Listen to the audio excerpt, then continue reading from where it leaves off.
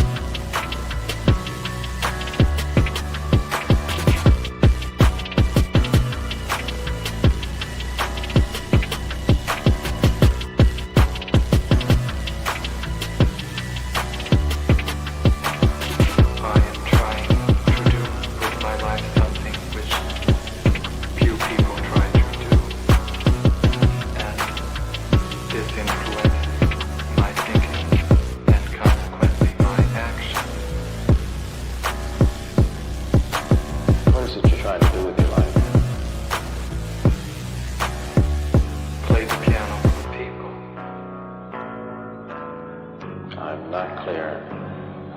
How is it that playing the piano for people has eventually resulted in your being here in the hospital?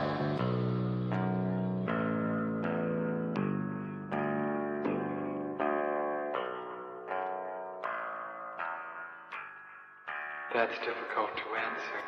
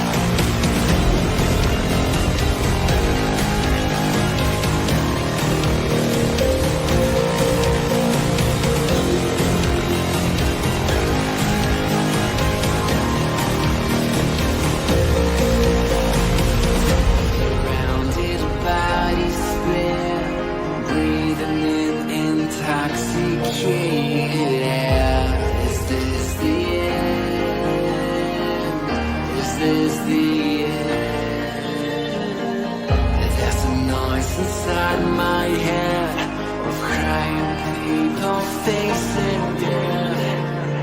Is this the end? Is this the end? Oh,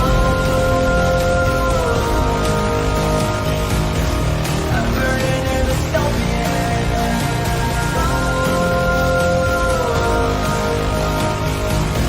There's no place to hide.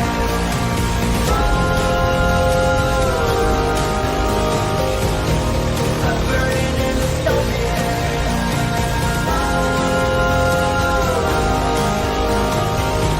This is the final time. What have we done to the world?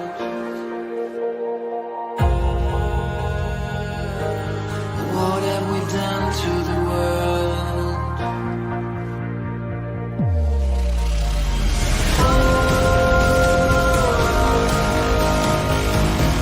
I'm burning in dystopia.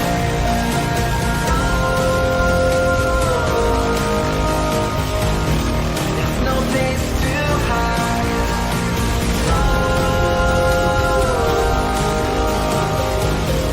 I'm burning in dystopia.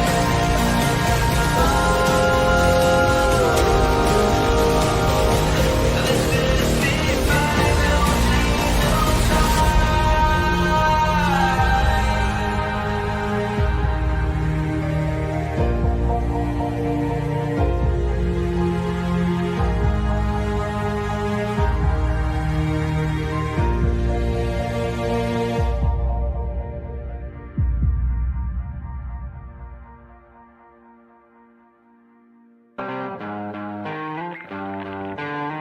sweet dreams are made of these.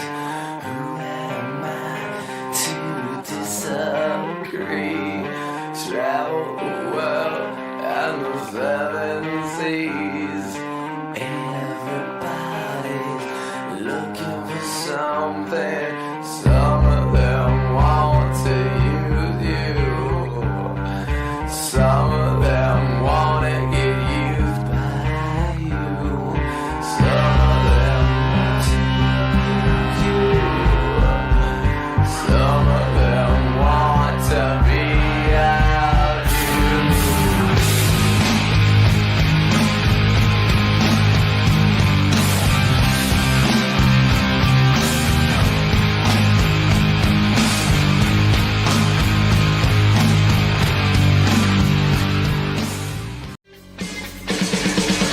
Won't anybody help us? What are we running for? When there's nowhere we can run to anymore. We can't afford to be innocent. Stand up and face the enemy. It's a do or die situation. We will be invincible. And with the power of conviction, there is no sacrifice. It's a do or die situation. We will be invincible. Who the fuck is Karlyn? She's just some sweet lady. She's like in a knitting. She does like a knitting stream. She's like a knitting YouTuber.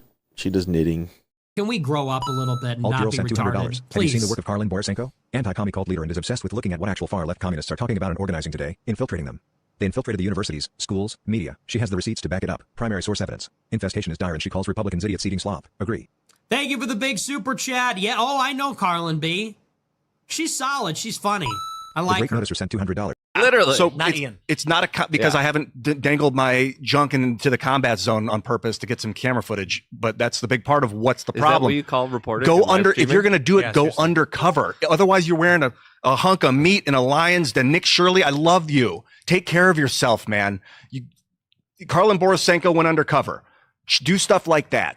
Like if you want to expose this thing, don't pariah, please. But Ian, here's and I agree with you to an extent.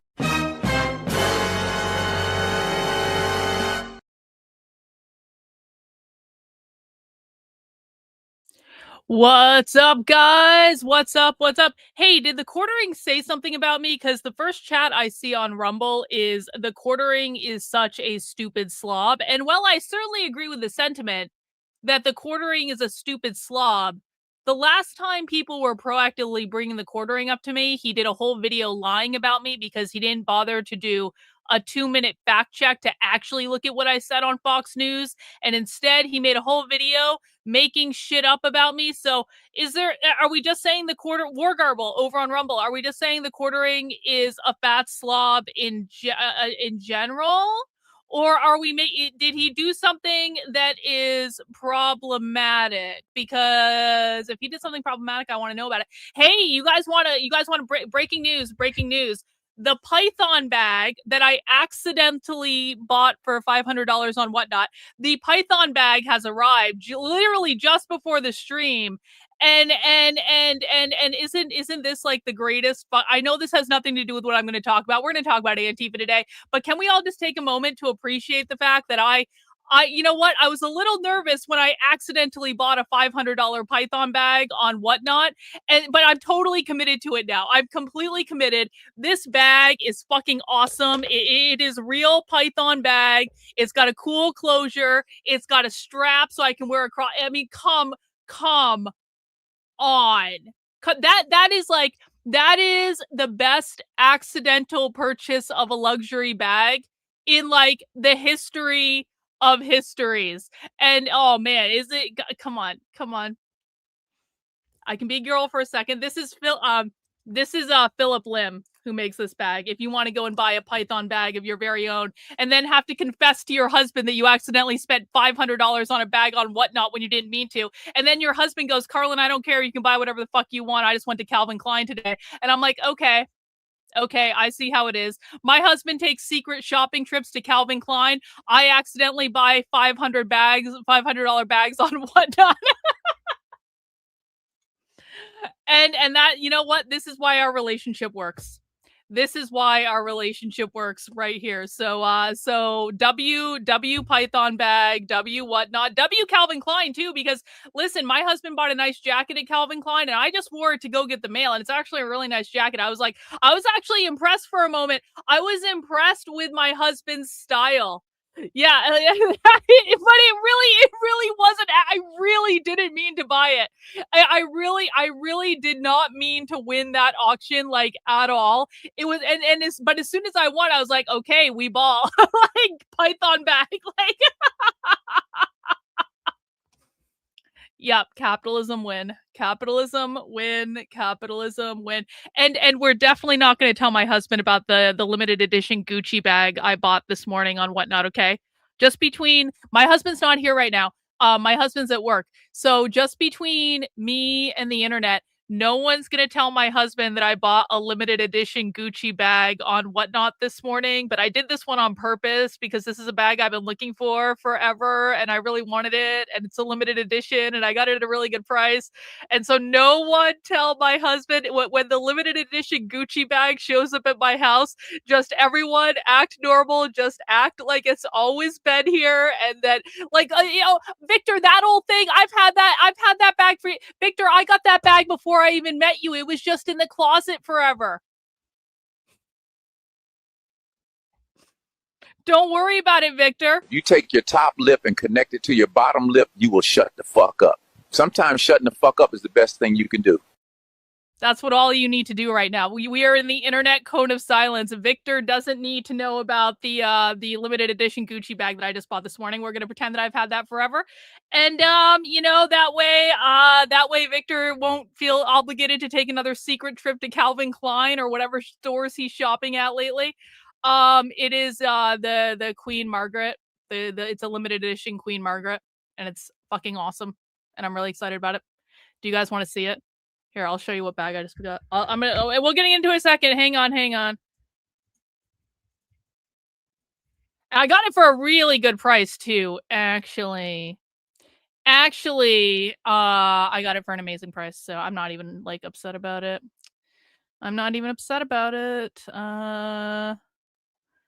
That's it. That's the bag I bought. That's it. That's the bag. I've wanted this fucking bag forever. I love the bee. I love the like big ass ornate Gucci B on it, and it's just it's everything. It's everything. It's everything. Anyway, enough about purses and luxury purchases that I didn't mean to make. Do you guys want to talk about Antifa? Yeah, exactly. You know what? It doesn't have to be a competition, all right? It doesn't have to be a competition between me and my husband to see who can spend the most money without whatever. Anyway, do you guys want to talk about Antifa? Yeah, see you guys see now you guys understand. You guys understand the predicament I was in this morning on Whatnot when I was looking at it laying in bed at 10 a.m. and the limited edition Queen Margaret comes out. I was like, "Oh, fuck. Oh, fuck." Naruto in with the first super chat of the day. Glenn Beck is exposing where his loyalties are. On YouTube, he has changed his channel picture to a pic of old pre-revolutionary. Okay. Well, Glenn Beck is apparently simping for Iran, or I don't even know. I don't even know. I don't even know what's going on in Iran. Can I be honest? Like, I don't know what's going on in Iran, and I don't actually care what's going on in Iran as long as we are staying the fuck out of it. Like, I truly don't care. If the Iranians want to if Iranians want to have a revolution, fine. I don't care. I truly don't care. I don't care. Anyway, we are gonna do some Antifa stuff today. And of course, if there's anything happening on the ground, wait until I try some Ferragamo oh fuck, bro. I already have a Ferragamo wallet. And I love Ferragamo. Ferragamo, I'm waiting. I like see this fucking Whatnot is a problem. See, we're already off Antifa. We're back onto Whatnot. Whatnot is going to be a fucking problem because I already got a Ferragamo wallet off. I think it's also Python too. Actually, it's so fucking nice. Ferragamo is so good. Ferragamo is beautiful, and I'm just waiting. I am waiting for the moment when the right Ferragamo bag gets put up on Whatnot. I'm definitely getting one, if not several Ferragamos. I love Ferragamo. Like, and I feel like Ferragamo is one of the most underestimated, like underappreciated, like luxury designers. But their stuff is so high quality. The leather is so nice. It's so good. It's just, I'm getting a pair. I did just get a Whatnot pair of Ferragamo sunglasses. I forgot about. See, you guys made me remember. I won Ferragamo sunglasses on Whatnot like 3 days ago, so those should be coming in the mail. Don't tell my husband. Anyway, thank you. More fashion shows and education. Yeah, okay, we can talk about. I have like an epic. I have like an epic purse collection. No one knows this. No one knows this about me. No one knows this about me. I have a little bit of a problem. I really don't actually talk about this. I have a little bit of a problem with it. This is why I like capitalism so much. I have a problem buying vintage luxury stuff. It's a problem. It's a problem. It's mostly bags. I've got jewelry. I've got wallets. I've got I'm about to venture into vintage Gucci watches. I'm this close to going into I have a vintage Gucci watch identified that I want. How many shoes or purses do I have? I don't want to talk about it. I don't want to talk about it. Okay? I don't want to talk about it. It's embarrassing to talk about how many shoes and purses I have. And you know what? Listen, like, you know what's good about Whatnot is when I get deals off of Whatnot, like when you get a really good deal off of Whatnot, you can just send it to the Real and sell it and make money. It's like, you know what? By spending here's what's really going on. By spending money on Whatnot on luxury items that are really, really like well priced, I can just receive them, put it in a box, ship it to the Real and make money there. So really, I'm engaging in capitalism. Really, I am making money by spending money on Whatnot because I'm making money. But this one I'm keeping. I'm 100% keeping this one. This one is awesome. The vintage Balenciaga that I just got today is awesome. Anyway, I don't want to talk about it anymore. You know what? Listen, everyone has their things that they like. Some men have guns and cars and sneakers and things like that. Men have things that they like. I have things that I like. Okay. Vintage stuff is rad. This isn't vintage. This is new, but like vintage stuff is rad. And And Whatnot is the happiest place on the internet, and my life has been substantially changed by spending all my time on there. Anyway, we're gonna talk about Antifa now. No more shopping. No more shopping, assholes. Okay, no more shopping. We are going to be today reading a document that is on CrimeThink's website. CrimeThink is the publishing arm of Antifa. I just want to do a quick pulse of the chat because I want to know who's in the chat, if there are new people or if there are veterans. Cover charge. Everyone get your super chat cover charge in. If you appreciate, guys, what we're doing here. Thank you, Juan, for the super chat. I really do appreciate it. Guys, what we do here on my regular show when I'm not doing protest coverage is we analyze and track the most relevant far left activist groups in America. So this is why I can tell you what the far left is doing at all times. This is why I'm able to break down the differences between the groups. This is why I'm able to tell you what is coming next in regards to far left activism. This is why I am days, months, weeks, or sometimes even years ahead of the conservative influencer class of Twitter who doesn't know what they're talking about. Why can't I put the chat on the screen? StreamYard has taken away my ability to put the chat on the screen. I don't know what's going on. I usually put the chat on the screen. I don't have the button today. I don't know. StreamYard took away. I apologize, guys. If I can put the chat on the stream at some point in the presentation, I will, but I don't see the option in StreamYard. StreamYard must be doing an update. Cynthia's in with the super chat. Thank you, Queen Cynthia, for the super chat. So well, I guess we'll keep it like that for right now. I'll fix it later. Anyway, hopefully we can figure out how to put the chat back on the stream. But normally what we do Monday through Friday on this show, we analyze leftist documents, we watch leftist training videos, we actually go inside their training as if we are a fly on the wall to hear what they are saying to each other when they think people like us aren't listening. We read their propaganda, we read their zines, we break it down, and this is why we know more about what the far left is doing in the real world than like everyone else on the internet. And I know this sounds overly simplified, but we read their documents. We read their documents. I'm getting into explodey boom boom sticks. Oh, you know what? Listen, man. Everyone has things they want to collect. You want to collect explodey boom boom sticks. I want to collect luxury bags. It's all good. It's all good. It's all good, guys. Now, one in the chat if you know what CrimeThink is and can explain it to a friend. Two in the chat if you have no idea what CrimeThink is. I just want to get a sense of the audience. And it's totally okay if you don't know what CrimeThink is, okay? If you're still new, if you just found me because of my protest coverage, and by the way, I will put protest coverage if there's anything going on the screen. I will put it above my head just like usual.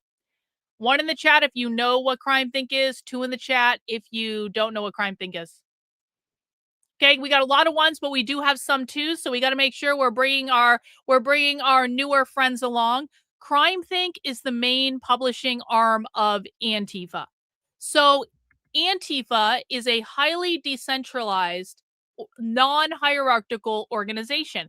Oftentimes, right-wingers don't believe me when I explain this to them, but Antifa does not have a leader. George Soros is not the leader of Antifa. Chandler in Portland is not the leader of Antifa. There is no leader of Antifa. It is a decentralized, non-hierarchical organization. So how do you get over 1,000 probably decentralized cells all over the country to be coordinating with each other if there is no leader giving marching orders? How the left handles it, and this is the anarcho-communist left, because Antifa are anarcho-communists.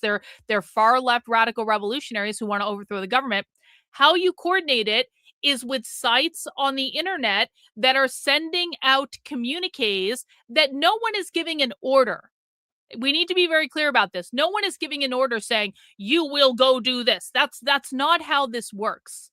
They put out communiques and manifestos and after action reports from different direct actions they do, and then they publish it on a site like CrimeThink or the Anarchist Library or Anarchist News, or there are a million anarchist sites out there, and someday we will do a deeper dive into just some of the crazy shit that exists in the anarchist ecosystem. We've read it on the channel before, but for new people that might be helpful sometime.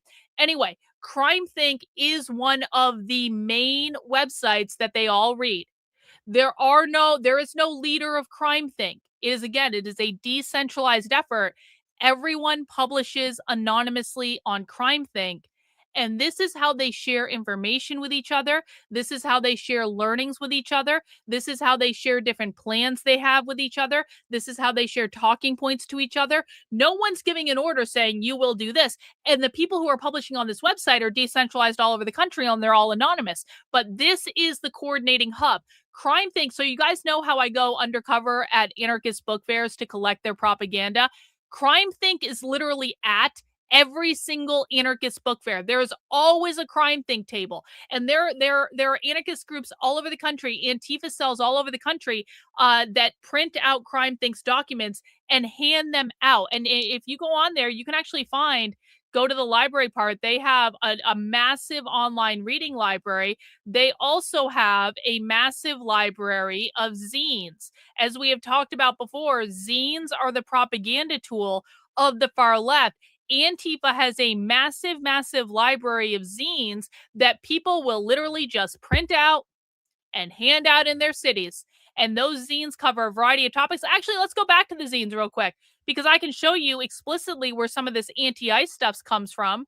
Let's see. I can show you specifically how I knew that they were going to be messing around with. Look at this. Melt ice, be water. Report backs from a hot summer demonstration in Austin, Texas. That was back in June. 7 steps to stop ICE. Minneapolis to the feds. Get the fuck out. Resistance reader. All of this is about the Chicago anti-ICE organizing. This is about the organizing in Broadview, Illinois. Antifa has been publishing about anti-ICE organizing all year. Los Angeles stands up to ICE. That is just about 6 months of their zines on this website. And basically what they're doing is they're doing downloads of information that everyone, every anarchist, every Antifa member has direct access to this material, and they all read it, and then they all talk about it in their groups and stuff like that. This is not only presented in digital form, mostly it's presented in physical form, where people just hand stuff out that they printed off at home. So for anyone who tells you guys that this is a well-funded machine, it's funded by having a home printer, a ream of printing paper, and some ink, and that's basically it. That is all they need to hand out their propaganda. So CrimeThink is one of the main places we pay attention to when we're looking for information and strategy documents about what the left is planning next, because they tell us. They tell us flat out what they're going to do next on these websites. The Anarchist Library is another one. Anarchist News is another one. There is a whole anarchist ecosystem called No Blogs, where if you have a No Blog website, you are a far left radical. So if we find stuff on No Blog websites, and there are a ton of those are different anarchist organizations trying to talk to each other. There are a million places that they post this information. And if you know where to look for the information, and you know who the relevant activists are, you can get way far ahead of them in terms of like understanding what is going to come next in the leftist ecosystem. So today, what I thought we would do is read the latest post on CrimeThink, which is called Minneapolis Responds to ICE Committing Murder. This was published, but 4 days ago on January 8th. And this was prior to this weekend. So this was prior to all the drama with Nick Sorter and Cam Higby and stuff like that. This was what they published immediately after that woman got shot by ICE for being a colossal nitwit. And so we're going to read through this document, and we're going to look at the videos they have in this document. And we're just going to think about what Antifa is saying to each other and try to get a sense of what they're going to do next.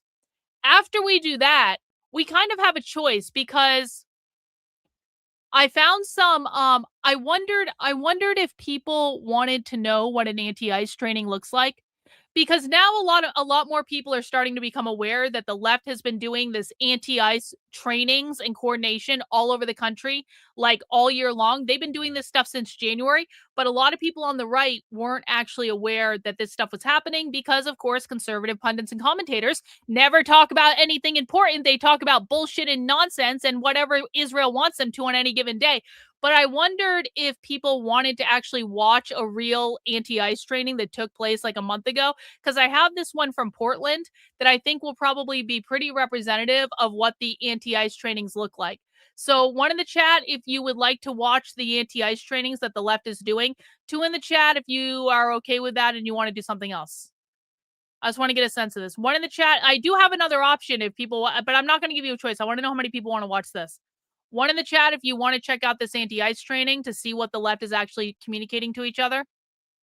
Okay, that's a lot of ones. All right, we'll do the Antifa document, and then we will do the anti-ICE training. And that is what we are going to do on the show today, guys. And of course, I will put Marcano Media's stream above my head as we are working our way through this. So we will be able to monitor boots on the ground coverage at the same time if anything is even happening. I'm not sure anything is happening, but we will be able to kind of keep an eye on it. And of course, if you guys know of any live feeds that are up when we're going through this, please do let me know. We can always bring it up. And of course, if anything actually happens in the real world, we will go to that directly and watch breaking news and stuff like that. And that's what we're going to do today. So welcome to the show. If you are new to me, my name is Karlyn Borysenko. I'm an analyst and independent journalist covering the far left in America. I have been analyzing the far left, going undercover with the far left, infiltrating their trainings, breaking down their language, exposing their ideology. This is going to be my 6th year, I think, if I'm doing math correctly. I've been doing this stuff a long time. I've been doing this stuff before most people even knew what critical race theory was. And so I've been around a long time. And so I have a Substack, Karlyn, Karlyn.substack.com, where you can find some of my best stuff. So you can find an archive of my content written, breaking down leftist ideology and stuff like that. I still publish stuff on Substack all the time. So if you want to support the work I'm doing, the very best place to do it is by signing up on Substack. That is Karlyn, Karlyn.substack.com. And if you are new to my work, Chicken Spawn just put a link in the chat. But if you're new to my work, you want to go to this part right here. It's called New to My Work. It's right on the homepage. And if you want to download Crash Course in far left language, you want to watch Re-Education, an anti-communist introduction to the far left. This is a 90-minute training where I basically walk you through a basic language overview of what you need to know about far left language, because as a reminder, they may speak the same words as us, they have the same dictionary as us, but they do not have the same definitions as they have the same vocabulary. Excuse me. They have the same vocabulary as us. They don't have the same dictionary. They don't have the same definitions. And until you understand what the left means by the words they're saying, you will not understand the far left. So in this training, I go through probably over a dozen clips from different far left trainings where they are explicitly telling you, here is what we want and here is what we mean, so that you don't have to take my word for any of this. Everything I say on this channel, I have video to back up.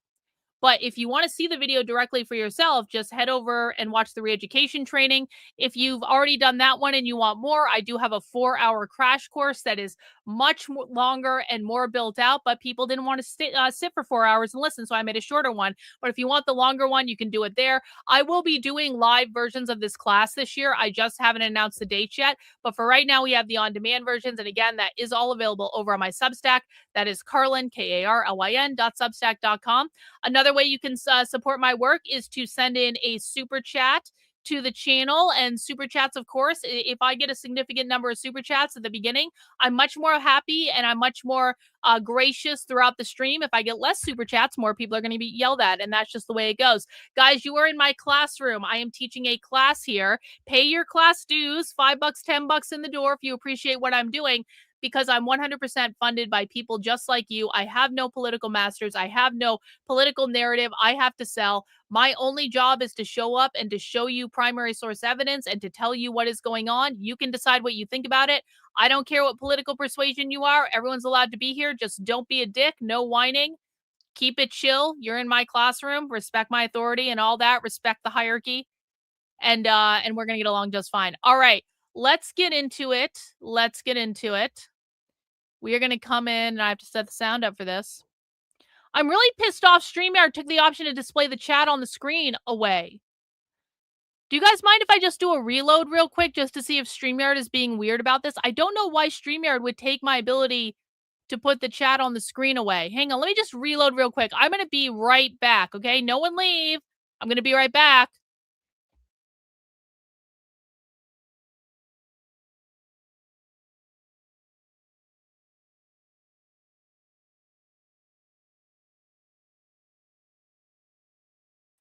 No, it's still gone. Didn't work. Didn't work. I turned it off and I turned it back on and it didn't work. Maybe it will work tomorrow. Maybe it will work tomorrow. But that's all right. We can still you guys don't need to see your chats on the screen, okay? Maybe it's not all about you for once. Maybe it's not all about you guys. All right, we're going to use a little handy dandy audio reader. I have to read this, so I don't have to read it out loud. And we are reading Minneapolis Responds to ICE Committing Murder, an Accounting from the Streets. This was published on Crime Think, which is Antifa's publishing arm, on January 8th, 2026. If you have questions about what you're reading, they moved it.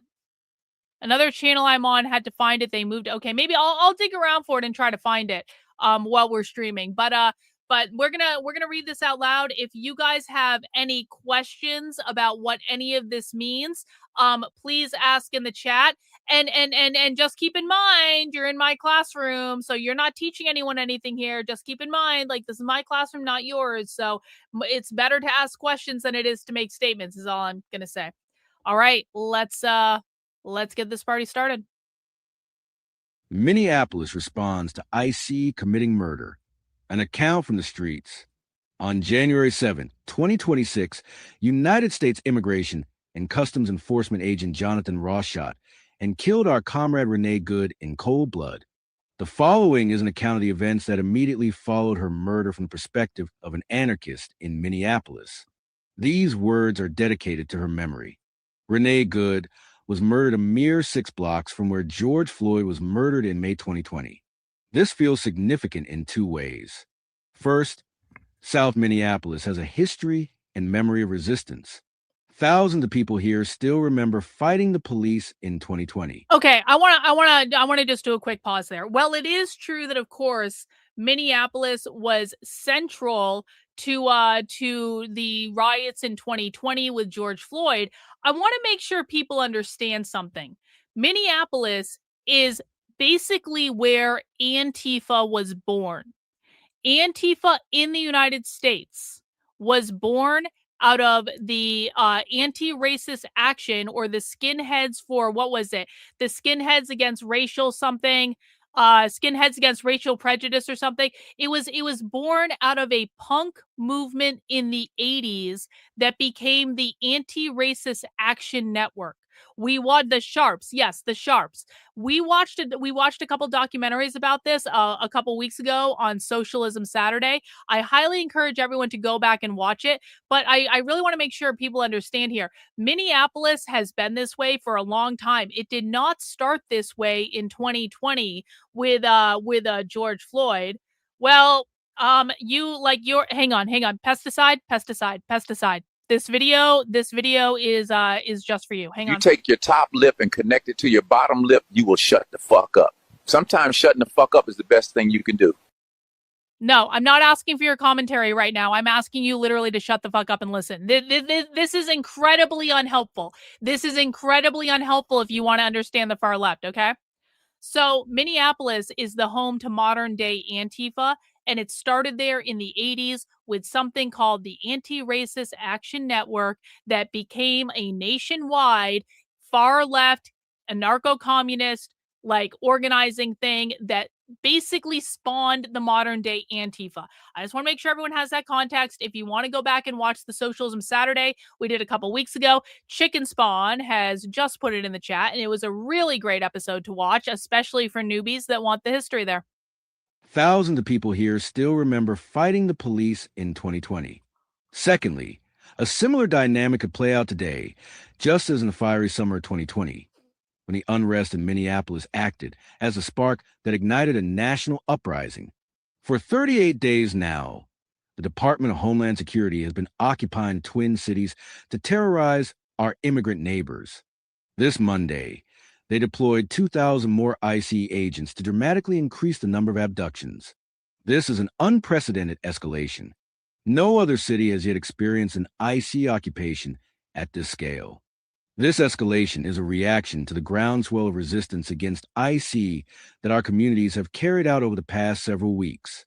More than 4,000 people have participated in at least 81 rapid response groups patrolling, tailing, and boxing in IC vehicles, warning our neighbors, protesting at hotels hosting IC agents. Okay, this is a document that is specifically coming out of Minnesota. So this document has been written by Antifa members in Minnesota to tell other Antifa groups around the country, here is what we are doing in Minnesota. So I just want to point out, they're giving us some statistics here about what is going on. For 38 days now, the Department of Homeland Security has been, and by the way, this is their perspective, and they actually believe all this is true. So regardless of if it is or isn't, it doesn't actually matter. This is what they believe.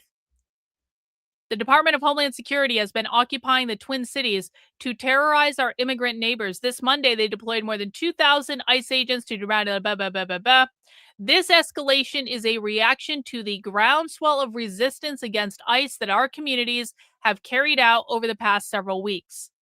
They have been doing this type of organizing for almost a year, by the way. Antifa's been doing the anti-ICE organizing for almost a year, and we are now starting to see the logical end conclusion of massive anti-ICE organizing all over the country, by the way, that has gone completely unchecked by the Trump administration. I want to emphasize this. Trump and Trump's advisors have done literally fuck off nothing that has actually gotten in the way of Antifa. In fact, everything the Trump administration has done has actually emboldened Antifa because they are calling Trump's bluff. How do I know this? They were publishing about it on CrimeThink literally immediately after Trump issued the executive order declaring them a domestic terrorist organization. So Antifa right now in the United States is operating completely unencumbered. The Department of Justice hasn't done anything about it. The FBI hasn't done anything about it. DHS hasn't done anything about it. ICE hasn't done anything about it. No one in the entire fucking Republican administration or in Congress or in this or anywhere has done anything about it. If you want to know why the problems are starting to escalate, it's because they've been allowed to fester completely unchecked. More than 4,000 people have participated in at least 81 rapid response groups patrolling, tailing, and boxing in IC vehicles, warning our neighbors, protesting at hotels hosting IC agents, and confronting them as they attempt to go about their evil business. So here are some numbers. More than 4,000 people in Minneapolis alone have participated in 81 rapid response groups. That means in Minneapolis, they have 81 different community groups that are organizing via Signal, set up all over the city. Every time you guys are hearing the whistles blowing on the live stream, that's them. They're the ones handing out the whistles. In fact, I just saw a video earlier on Instagram. They're using 3D printers to print whistles to give them out in Minnesota. That's why we're hearing so many fucking whistles. They posted a video on Instagram earlier where they had boxes and boxes and boxes of 3D printed whistles that people are just donating to be handed out. And they're asking people, use your 3D printers to print more whistles so we can hand them out to everyone. I swear, I had the video on my phone. I was going to post it on Twitter earlier. That's crazy. That's crazy.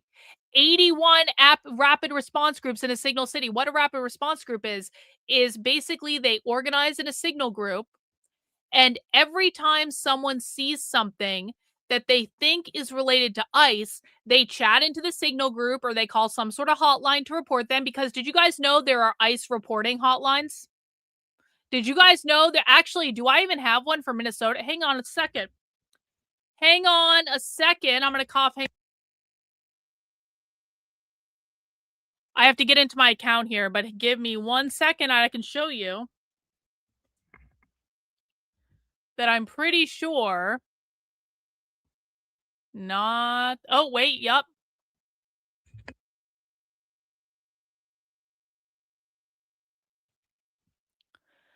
So this, guys, is my Google Drive. Hang on. Hang on.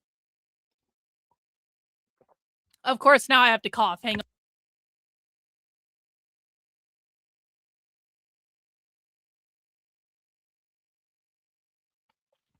So in this Google Drive, And actually, can I just give people access to this?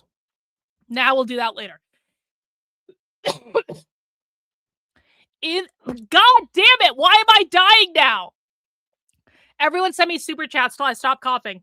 Love your content. You cover what other people are scared to cover. Thank you, Aaron. I appreciate it. Okay. This is a Google Drive of anti-ICE organizing documents that have basically been handed out all over the country, and I want to show you. Here is the Minnesota one. Here is the Twin Cities one. On the Twin Cities one, I'm going to actually, should I just download it? Is that going to be easier to be able to zoom in? Probably. Hang on. So this is specifically the document for Minnesota, Twin Cities metro area. It's upside down because they're printing it that way. That's a hotline. Oh, you guys can't see it. That is a hotline that is run by an immigrant rights organization. Probably, by the way, actually, this is a good question. Can someone look up the Mayarka Rapid Response Hotline? Can someone look that up and see who is running that? And then what we want to do is we want to see if this organization is getting state funding of any type. I should just send this to fucking Nick Sorter and have him, like, you know, I don't know. I don't know if I have time to do this particular project, but I'm going to bet you if we looked up, this is a hotline that people can actually call to report. If you guys want to prank call them right now, please feel free to go ahead. But if we can find out what organization is running this hotline, I almost guarantee you they are getting state funding. I almost guarantee it. Reagan just found it. All right, let's pull up what Reagan just found. So here it is. They have a whole fucking website. If you see any federal, does everyone want to prank? Oh, hang on. You guys can't even see this. Do you guys want to do a group activity where everyone prank calls them right now? I'm just going to wait here for a second. I'm just going to let this, actually, do they have any videos of their training? I'm just going to let this sit here. I'm just going to let this phone number. This is for the Minneapolis. It's a butterfly. Haven't we seen butterflies? Isn't that funny? I was wondering where that fucking butterfly came from. You guys remember how we were like, why are they using butterflies? The people running the anti-ICE hotline, where people call in to report ICE sightings in Minneapolis, their logo is a butterfly. I'm shocked by this revelation. Anyway, if you guys want to call them, you can. Do they actually have any videos of their trainings online? That would be interesting. Here they are. They're doing this Know Your Rights trip. So what I want to know is, who is this organization funded by? Who? Ooh. Wait a second. They have meetings. Look, they have ICE signs that you can download. Know Your Rights trainings. Look at all this stuff. Maybe we can find some video resources while we're on the stream. But the biggest point I want to make here, if anyone wants to look into them as we're going over this, if we can find a link to state funding, then we can find a link to say the state of Minnesota is literally funding the anti-ICE organizing that is taking place. So if you guys want a project while we're on the stream today, that would be a good project to work on, I think. A very intrepid independent journalist should take that up and, I don't know, do some fucking journalism. I mean, I don't think it is. I really don't think it is, but it might be. I'm more concerned, honestly, if so Pritiz here's got activity in Minnesota and Western Wisconsin is funded through a combination of donations, community support, and partnerships with other nonprofits. I still bet you they're getting state money. I bet you they're getting state money. And if they are, we should know about that. So we can crowdsource this particular set of research. I think that'd be pretty great. Anyway, so that's what we're talking about. When we're talking about 4,000 people participating in 81 rapid response groups, that is why you're seeing so much anti-ICE organizing in Minnesota. This is why you can get people to just show up and protest on a dime because they're all in these groups. They're all talking to each other all the time. And they have all these different coordinated ways that they can communicate with each other. Does anyone have any questions about what I just explained? 1 in the chat if you knew everything that I just taught you. 2 in the chat if I just taught you something that you didn't know before you came to the stream today. 1 in the chat if you already knew all that. 2 in the chat if I just taught you something new that you didn't know before you came to the stream today. Thank you for the super sticker. I really do appreciate it. Look at all those 2s in the chat. I really wish I knew how to display the chat on the screen, but I can't figure out how to do it. Wait, did I figure it out? No, that's my oh man. StreamYard has just messed with me on this one. Anyway, lots of 2s in the chat. That's awesome. Is there even any hope left? Well, I mean, okay, Britt had another good chat. We'll get to that in a second.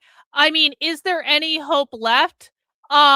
People need to start hinging into reality. That is what needs to happen. Is there hope left? Well, sure. But people need to start hinging into reality with what is going on in the world. And if they don't do that, then there's no hope left. You're in the Twin Cities, many neighborhoods finding and reporting info on Signal. Listen, if anyone here is in the Twin Cities, if you can get into one of those Signal groups, just pretend to be a leftist to get access to it. Be like, just go up to your socialist neighbor and go, you know, I'm really concerned about all this stuff with ICE. And I just like that poor girl that got shot and they've really crossed the line. Say whatever the fuck you need to say to get into those Signal groups. And then tell us what they're talking about in those Signal groups. I don't care if you like your neighbors or not. It doesn't matter. You need to take one for the team and get your asses into those Signal groups and tell everyone what's going on in there, okay? So if anyone wants to do that, that would actually be pretty rad. Regrok, the government, state of Minnesota, $1.5 million property in the city. Oh, you're saying this is how they're funded? They're the nonprofit arm of this, which reported over $500,000 in total assets. Yeah, where are they getting that $500,000?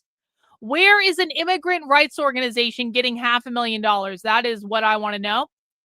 They work in coalition with other immigrant advocacy groups, such as the Immigrant Defense Network, the Immigrant Law Center of Minnesota. So again, I am still positive that if we keep digging into this, we're going to find they are getting state funding. In the meantime, let's continue. And confronting them as they attempt to go about their evil business. The current surge in ICE attacks has not driven us to despair. We believe that it indicates that ICE is like a wild animal backed into a corner. Its erratic and violent behavior is beginning to suggest desperation.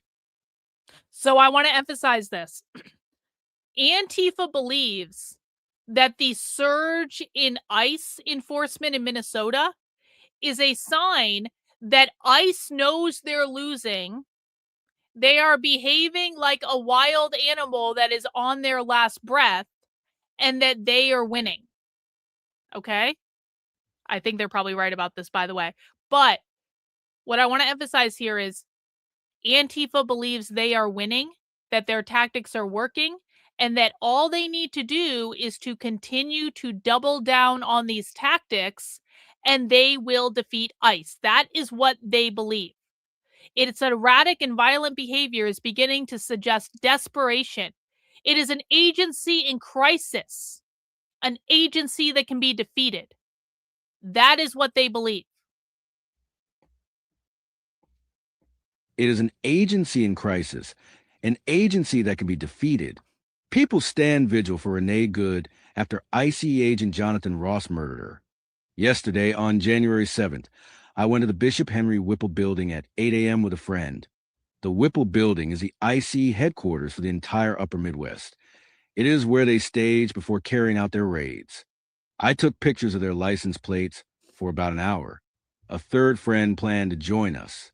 Then she texted me that she couldn't make it because ICE had shot someone. My friend and I left Whipple and sped towards Portland and 34th, where the shooting had just taken place. When we arrived, Signal stopped working for both of us, as if our phones were being jammed. There was yellow crime scene tape up, and dozens of MPD officers were protecting IC officers in full tactical gear. We are getting closer. We are getting closer.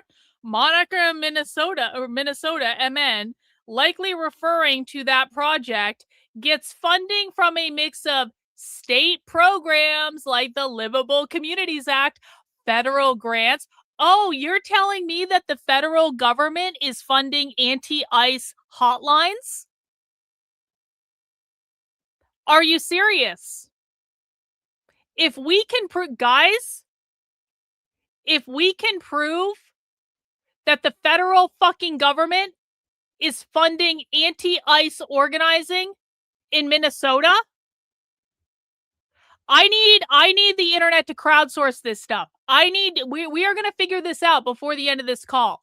We are going to figure this out before the end of the stream. Where is their funding coming from? It looks like it's state funding and federal funding and local funding are all funding that fucking immigrant rights organization with the literal hotline that you can call to do anti-ICE organizing. This is now a serious crowdsource information effort. We have 550 people watching on YouTube. We have, I don't know how many people watching, another 50 over on Rumble. We have 600 people watching off of those platforms. We can crowdsource the ever-loving F out of this right now. No, this is not Nick Shirley. We are not doing Nick. Is Nick Shirley fucking here right now, or are you here? Nick Shirley can't be expected to do everything. We have this information. We can go crowdfund this now. Stop expecting fucking influencers to do what you can damn well do yourself. It is so lazy. Well, why don't we get Nick Shirley to do it? Why don't we just do it? What's stopping us from just doing it right now? Why do you guys always need to rely on someone else? Just do it yourself. The cops had a Bearcat with an LR-80 on top. Greg Bovino himself, the commander at large of Border Patrol, was standing there in tactical gear. A crowd was forming, not just recognizable activists, but also ordinary neighbors who lived on that block coming out to cuss at them. We started a chant. Cops, pigs, murderers. Things heated up when Agent tackled a protester about a block away. He grabbed them by their clothing and tried to force their hands behind their back in a snowbank. Somebody else body-checked the agent, knocking him down. A few people from the crowd ran over to see what was happening. A middle-aged local demanded to know why they were arresting the person. She was slashing tires. The IC agent answered. The man yelled back, "I'm going to do that too, motherfucker." There was a standoff for a couple minutes until the agent let the person go and retreated to the larger group of IC agents. The crowd started to gain confidence, getting in the faces of the IC agents and chanting more aggressively. MPD cleared an exit for IC to leave by heading south on Portland Avenue. They began to drive their vehicles out. Some people started shouting for people to get into the street to block them. The crowd hesitated at first, but a few people got into the street and blocked an IC vehicle. Seeing this, more people began to get into the street. MPD officers shoved them out of the way. People kicked the IC vehicles as they sped off. One person almost got hit as more of the crowd blocked Portland Avenue. The cops tried to clear a different exit for them, aiming to enable them to head west on 34th. People started chanting, "Fists up, feds down, get the fuck out of town." ICE guys with less lethal launchers and shotguns were guarding an SUV as it tried to leave. People started throwing snowballs. The crowd surged. I want you guys to notice how blatantly Antifa writes about all the things they're doing. They're like, we tried to block their cars. We threw snowballs at them. We threw ice balls at them. When they pointed their weapons at us, we kicked them in response. Like, Antifa is brazenly publishing this stuff on the internet because they know that nothing is going to happen to them. Monarcha is funded primarily through grants and donations coming from NGOs like Treading. Well, I'm not interested in the NGOs. I'm not interested in the NGOs. There is state, guys, literally the only funding that I am interested in is state or federal funding. Everything else does not matter. That is the only thing we are looking for, state or federal funding.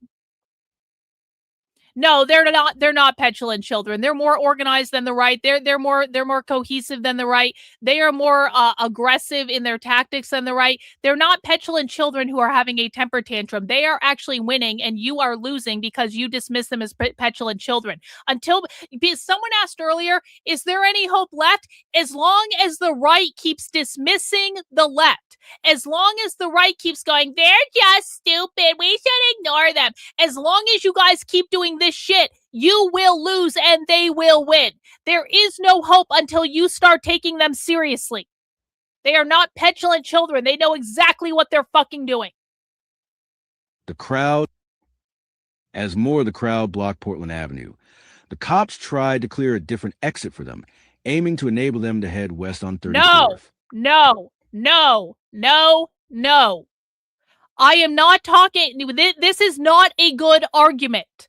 I am talking, okay, to be very clear, if we are going to do this crowdsource research thing, people actually have to fucking listen to me and actually, David, You take your top lip and connect it to your bottom lip, you will shut the fuck up. Sometimes shutting the fuck up is the best thing you can do.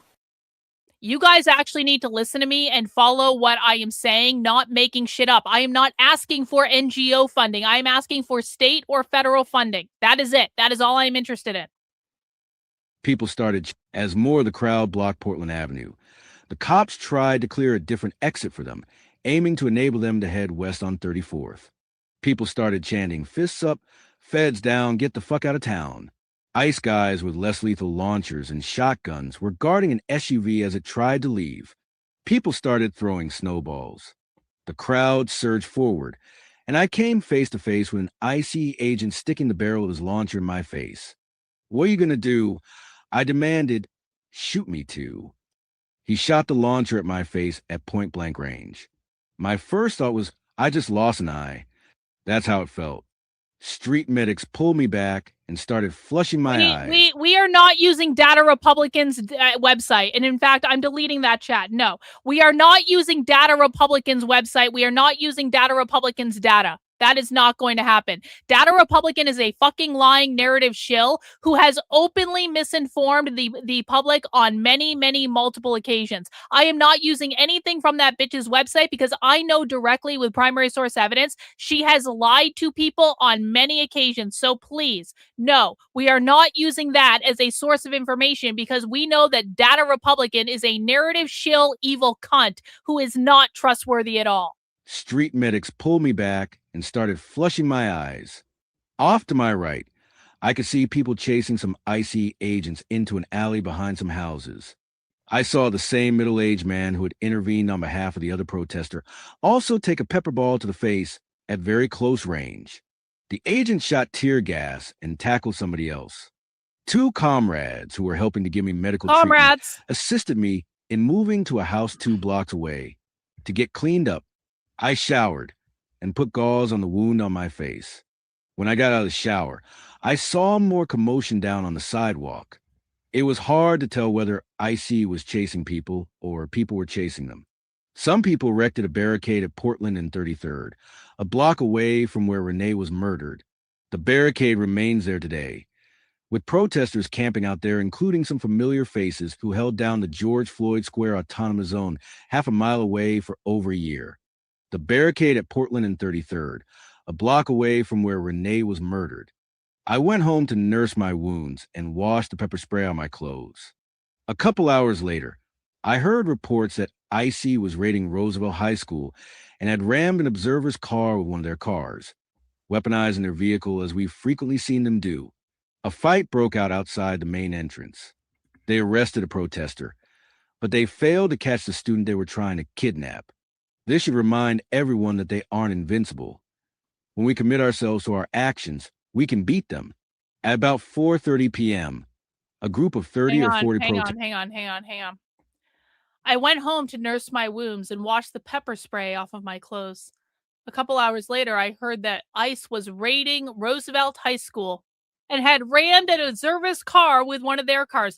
Do you guys remember hearing on the news this weekend that Antifa was saying, they raided a high school, they raided a high school, they raided a high school? Where do you think that came from? They're all saying They raided a high school, they raided a high school, they raided a high school, and they were all complaining about the high school because it came from here, because they were all having access to this information. They had rammed an observer's car with one of their cars, weaponizing their vehicle as frequently as we've frequently seen them do. A fight broke out outside the entrance. They arrested a protester, but they failed to catch the student they were trying to kidnap. This should remind everyone they aren't invincible. When we commit ourselves to our actions, we can beat them. So what Antifa is saying here is, listen, the kid that they were trying to kidnap at the high school, they got away because the police officers, ICE, were using their cars to ram the cars of the observers. And as long as we show up and we cause problems for these people and we cause a distraction, the people they're trying to deport have time to get away. Do you guys understand this? The observer cars, the people that are trailing ICE all over the city, because that's what's happening. Chief Trumpster, actually, let me bring this up real quick. Chief Trumpster posted a video earlier that is crazy. Hang on, I got it on my Twitter. Here it is right here. Well, okay, this is a different one, but it has come to my attention that criminal illegals are exploring a past trend to call the ICE shakedown, where they fake seizures to incite a mob to attack ICE officers. Look at this. This guy is faking a fucking seizure. So what's happened? So what's happened in this circumstance? We need to think for a moment. Why are there so many anti-ICE people surrounding this car with video cameras out? Why are they all just there? Why are there so many anti-ICE people there? Well, it's because what they're doing is the anti-ICE, the observers, the so-called observers, are literally tailing ICE vehicles. They're following ICE vehicles around. As soon as they see an ICE vehicle, they start following them. And then if the ICE officers actually start engaging in, I don't know, trying to deport people or do their job, they're right there to catch it on camera. And this guy has been trained, literally, this guy has been trained to fake having a seizure so they can get it on video to create propaganda that they put out on the internet to say, ICE is literally killing people. This innocent person was having a seizure and they just kept being mean to him.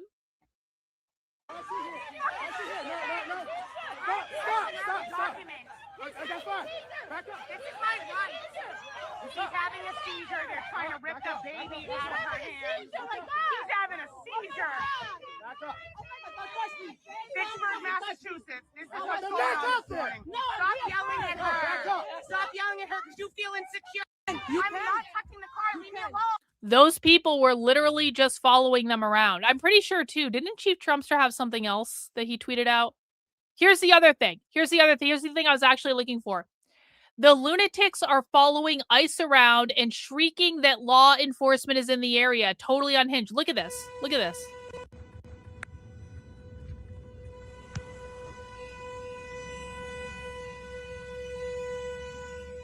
That's to warn people. They're just following ICE around and honking their horns and warning people to leave.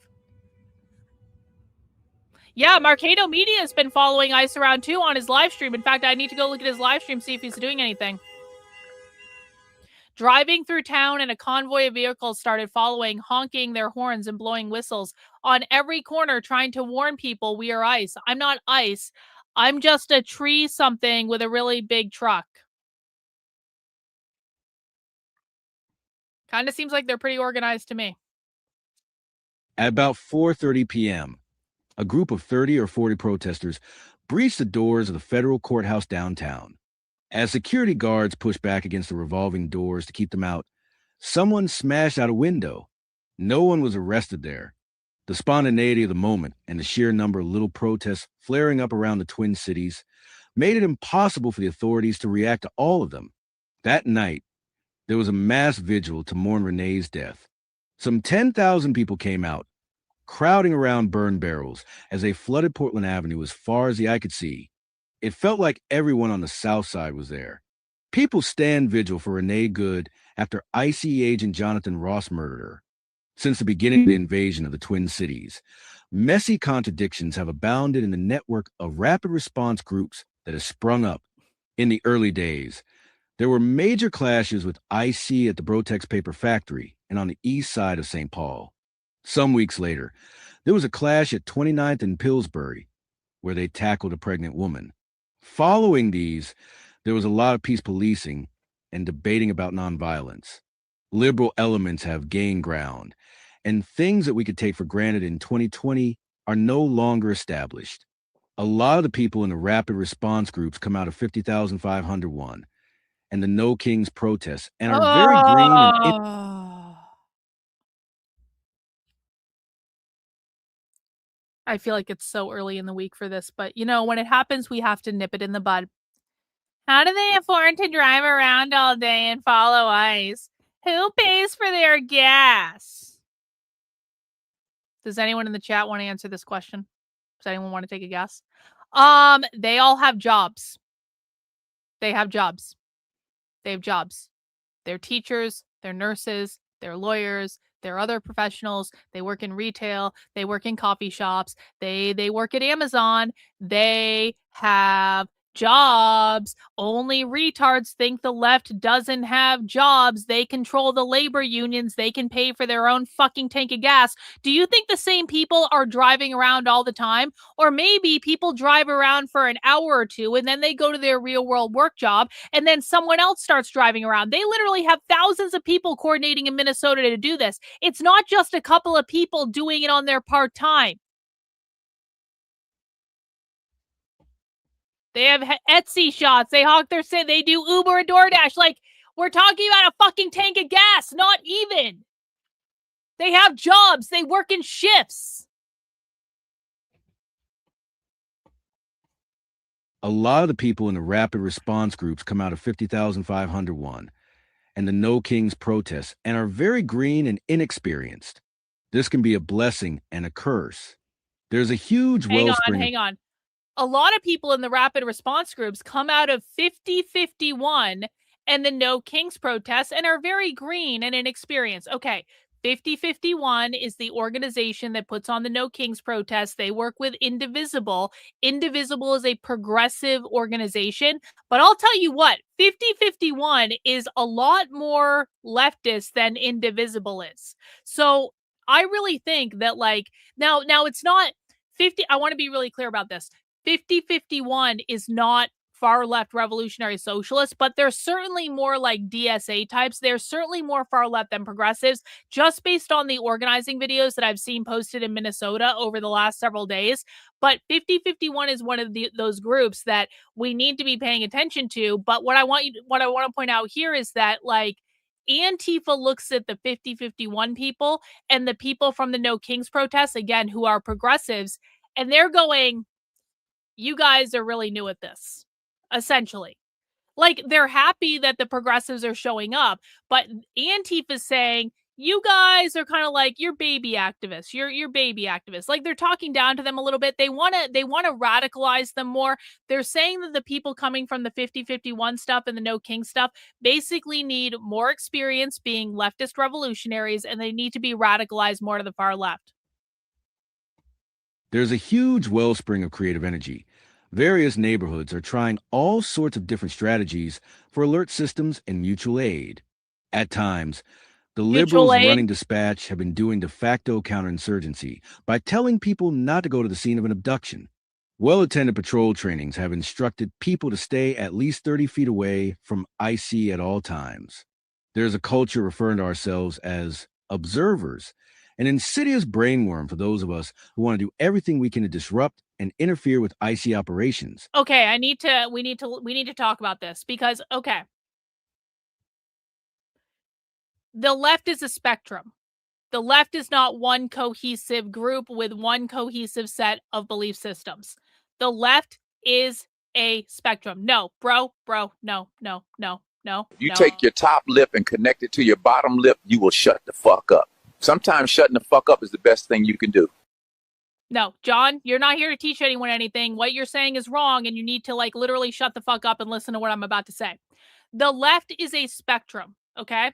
The left is a spectrum that goes from Democrat to liberal to progressive to democratic socialist to radical revolutionary leftist.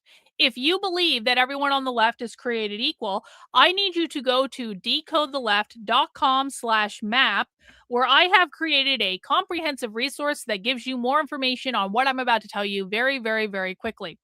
Hang on, we got a super chat coming in. Enough of this. Send troops and buses. Grab all the... Hey, bro, listen, I've been saying that for months. I've literally been saying that since the beginning of the year. Guess what? Trump ain't doing it. Why isn't Trump doing it? Trump is a massive fucking pussy. But I appreciate the money. So, we have many different people that are protesting on the far left right now. You can learn to identify them with this handy-dandy resource I call Mapping the Modern Left. We have Democrats who are not really respected on the far left at all. No, the far left does not vote for Democrats. They didn't vote for Kamala Harris. They don't want Kamala Harris. They didn't want Joe Biden.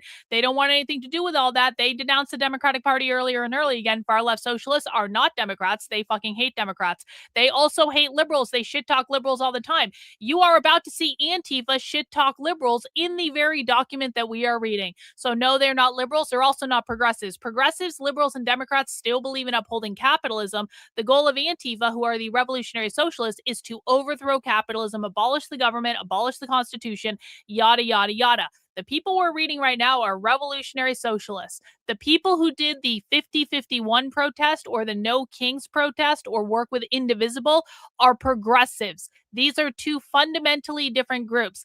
And the revolutionary socialists that are Antifa hate the Democrats, the liberals, and the progressives. They don't like to work with them. The only use that the Democrats, liberals, and progressives have to them is providing them with a willing audience that they can recruit and radicalize to the far left. Dragon Balls, thank you for the super chat. I taught in public school system.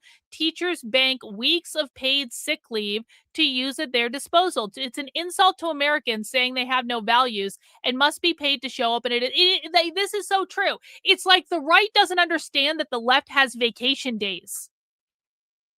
It's truly like the right does not understand that the left has vacation days that they can use and take the day off to go do their anti-ICE organizing. Apparently, John, apparently you didn't hear me the first time. You take your top lip and connect it to your bottom lip, you will shut the fuck up. Sometimes shutting the fuck up is the best thing you can do. Hey, John, I'm literally giving you a whole website that I have painstakingly broken down what I'm saying. So get your ass over to decodetheleft.com/map and read the fucking website if you have any questions. But I promise you, bro, you don't know what the fuck is going on. And until you shut the fuck up and listen, you will not learn what's going on. Back to this. What you are about to see in this paragraph is basically Antifa is shitting on the liberals.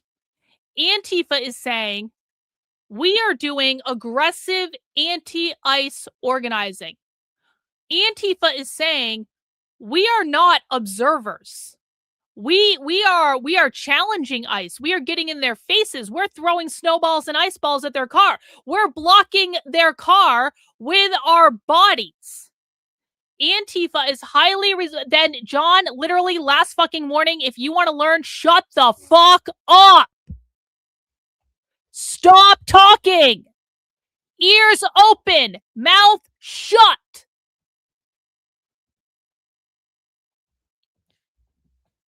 What Antifa is saying here is the idea that they are called observers, that the stupid liberals doing the training where they're telling people, just stay 30 feet away and observe.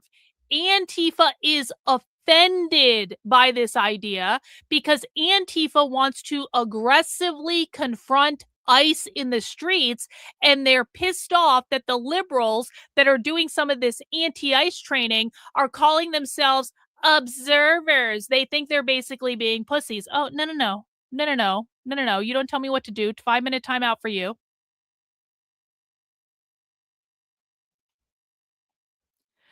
Karlyn, here is my support for all your work and trying to teach people what is really going on. Hey, I appreciate that. Thanks so much for the super chat. Guys, if I've taught you something new already today, please feel free to show your gratitude with a super chat, a channel membership, whatever you would like. Do leftists have representation in public sector jobs? Yes.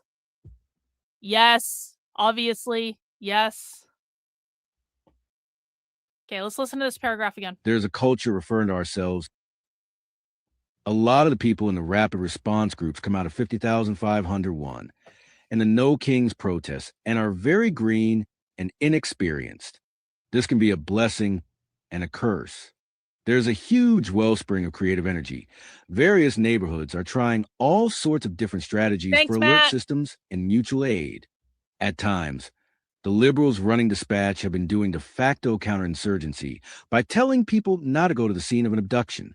Well-attended patrol trainings have instructed people to stay at least 30 feet away from IC at all times. There's a culture referring to ourselves as observers, an insidious brainworm for those of us who want to do everything we can to disrupt and interfere with IC operations. There's a heavy emphasis on collecting IC license plates, which has proven less and less useful as agents switch out their plates and 2,000 new vehicles infest our streets. We have found foot patrol. Isn't that interesting? Because we've watched them do it on camera, and I've seen them do this in person. So what Antifa does is one of the reasons they're standing outside of ICE facilities. So conservatives like to go, why do they think they're accomplishing protesting outside of ICE facilities? I'm going to tell you, they've been collecting license plates. Those protests where all of them are standing around outside ICE facilities, they're just waiting for ICE agents to leave to collect their license plates. But now they're saying they've started switching out their license plates. It's no longer useful for us. By the way, they're showing up at hotels where they think ICE agents are staying, and they're going through the parking lot and just writing down license plates. I've seen them do this on video. Has anyone else seen them do this? So now they're saying, listen, this is doxing the ICE agents is starting to become less effective because they're figuring it out. They have pictures of the ICE agents. I saw a video on Instagram where some girl seemed to imply that they were starting to date ICE agents just to get pictures of them without their masks on. Like, this is commitment. Let's see. We got a super chat here. Thank you, Real Rain. I appreciate all you've taught me about the left, because now I know the left is basically a bunch of factions and they are all just allies of convenience and hate each other at the same time. Well, yeah and no. I mean, they get along when they need to, and they what I will say about the left is they actually are pretty good at putting their differences aside when there is a common goal to work for. But yeah, mostly they do hate each other, and there's infighting just like anywhere else. We also have this question. I'm in Billings, Montana, which is a deep red state, and we now have our very own Freedom Road Socialist Organization. The FRSO is the Freedom Road Socialist Organization / trans activists. You've got more than that, bro. I'm going to tell you what. I'm following as many socials as I can. What app can I look at? The very best place for you to start is look up the DSA accounts, look up any accounts that are doing community organizing in Montana, and go to see if there are any radical revolutionary bookstores in Montana. I bet you're going to be able to find at least one or two. Find radical revolutionary bookstores and kind of look and even just go there and see what they have hanging on the wall and stuff. And that will tell you what groups are active in their areas. That is the very best place to do it. Toki fan, thanks for being a member of the channel for 25 months. You can do Dr. Karlyn B, DrKarlyn B. That would be my Cash App or my Venmo if you prefer to do that. Lots of respect for Karlyn and her work exposing this. She has taken painstaking steps, to compile the info into her Substack. Check it out. Guys, the Substack is in the description below. It's karlyn.substack.com. The vast majority of content on the Substack is free and available to everyone. And you guys can check it out. Yo, we got KK with the big super chat. W's in the chat for KK. I want you guys to pretend you had the opportunity to take a master class from someone at the top of their field. This is Karlyn and her work. She's being extra patient because there's a lot of new people, but you guys need to be respectful. I think that is amazing advice. Thank you for the super chat. Bing. Let's see. We got Susan. Susan, welcome to the cult, Susan. My cult is the best cult on the internet. It's over now for you, Susan. You're never getting out. You have to hang out with us forever. We're going to totally destroy your world. It's going to be awesome. You'll have friends during the revolution. It'll be great. Welcome, Susan, to the cult. We appreciate it. We have found foot patrols around hotspots like Lake and Bloomington to be increasingly effective since the surge began on Monday. It doesn't take long to find an icy agent skulking around. In my opinion, we will have to fight on two levels to defeat the icy invasion. We have to become more agile and more courageous at stopping abductions promptly and forcefully. And we also have to defeat them on a political level by popularizing the idea. Hang on, Susan's chatting in too. Thank you for the super chat. Been watching a while. You're the best. No, you're the best, Susan. I appreciate you hanging out with us. In my opinion, we will have to fight on two levels to defeat the icy invasion. We have to become more agile and more courageous at stopping abductions promptly and forcefully. And we also have to defeat them on a political level by popularizing the idea that IC represents an attack on society as a whole. The conditions for another uprising like 2020 are bubbling just below the surface. It is a subterranean fire, and the feds cannot put it out. We owe it to our fallen, Sister Renee, good to push on these tensions until we break through to the other side. Okay, then they've got some videos here. So let's watch the videos that they've got in this article.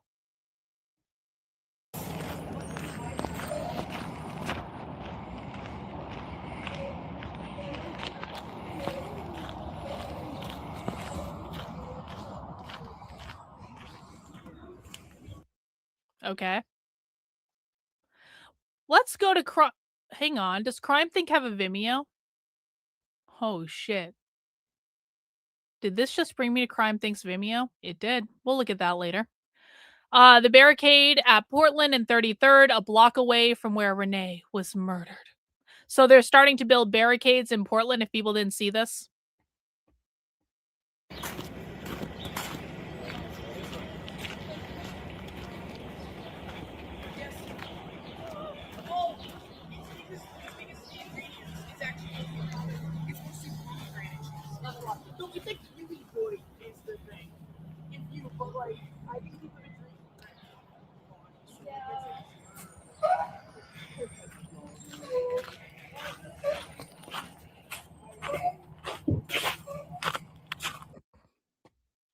What did that sign say? Hang on.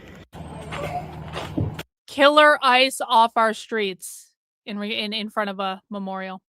Thank you for the super chat. They're waiting for the next wildfire to start. Yeah, that is true enough. That is true enough.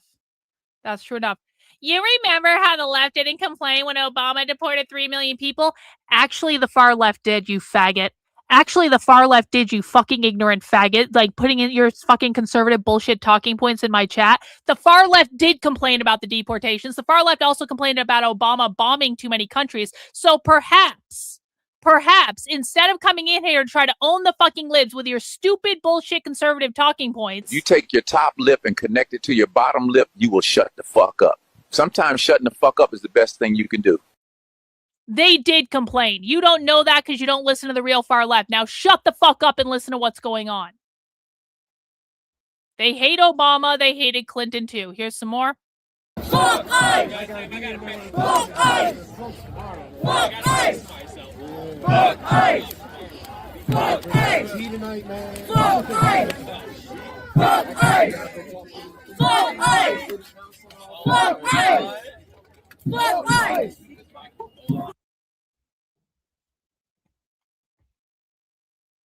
Hang on.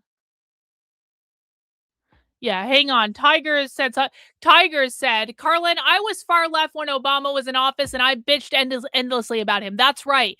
The far left did not like Obama. Obama is not a far leftist. They didn't like Joe Biden. They didn't like Kamala Harris. They didn't vote for Kamala Harris. Did you guys know the far left was protesting the DNC? The far left actually protested the DNC in greater numbers than they protested the RNC because they hated Kamala Harris that much. This is the memorial they have set up. There's the painting that someone did. And that's it. That is the article about the what ICE is doing in Minnesota. And again, that is off of Crime Think, which is Antifa's publishing arm. And that's that. Does anyone have any questions about this article specifically? Thank you for the Cash App. I do appreciate it. I'm not going to say your name because I don't know if you want me to, but you know who you are. I do appreciate the Cash App. Thanks very much. Does the far left even like Bernie? Well, the DSA likes Bernie, but Antifa does not like Bernie. Antifa doesn't like Bernie. They don't like AOC. They don't like anyone in Congress. They believe that they are traitors to the cause. They believe that AOC and Bernie Sanders have assimilated to capitalism. But in regards to like the DSA does still utilize AOC and Bernie Sanders. And so it kind of depends on which far left group you're talking about. But that's a good question. That is a good question. Fun fact, the artist of the Obama Hope poster did a mock-up of him for an album done by a punk rock project by Jello, I don't know how to say that, and the Guantanamo School of something or other. Yeah, makes sense. Makes sense. So the next thing you guys wanted to do you guys want to watch an actual anti-ICE training? Has anyone in the chat, besides people who watch this content with me all the time? Okay, let me ask this. One in the chat if you have actually seen an anti-ICE training. Two in the chat if you have not seen an anti-ICE training. One in the chat if you've seen an anti-ICE training. Two in the chat if you haven't. Let me answer this question. On mutual aid funding, did they ever report how they're spending it? No. No, they don't. It's completely off the books. So no, they don't report how like guys, Antifa does not publish fucking spreadsheets. Come on. Okay, most of you in the chat have never seen an anti-ICE training. Okay, so anti-ICE trainings have been going on for the last year. They've been going on all over the country. They are primarily led by tenant rights associations. Tenant rights are organizing those community groups that we talked about earlier. And I happen to have an immigration enforcement in our community protecting tenants and residents, and this is actually from December. So this is a month ago in Portland. Housing providers and property management teams are being pulled into an increasingly frightening reality: heightened immigration enforcement, widespread rumors, and real impacts of tenant stability and access to basic services. Thank you for becoming a member of the channel. Welcome, Dave. Welcome to the cult, Dave. You're never leaving now. It's over. Your life is over. Your worldview is about to be destroyed. But you'll have friends during the dystopian revolution. We appreciate you. W's in the chat for Dave. So they're going to cover all this stuff, and they're basically going to teach people how to avoid being deported.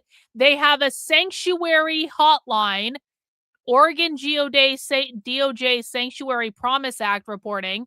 They have like 3 different hotlines in their description that people can call to report ICE. Do you guys want to watch this training? Do you guys want to actually see what the left is learning? Well, we're going to do it anyway. So we're going to watch this training and we're going to talk about it. Guys, you need to be here. You need to be prepared that this training might be a little boring. It might be a little boring. But if the left can sit through this stuff, then you guys can sit through this stuff. Okay? One in the chat if you are ready to watch the training and learn the stuff that the left is learning. 2 in the chat if you don't want to do it. It's about an hour. Everyone can do this, guys. We train for these moments. Okay? Mount the like button if you have not already. Please make sure you're subscribed to the channel if you would like to be. Let's watch this training. I'm so happy to be with all of you today and appreciate you taking time to learn and talk about this really important topic. It's affecting all of us across the state, and there are some things that we can do together to help protect folks.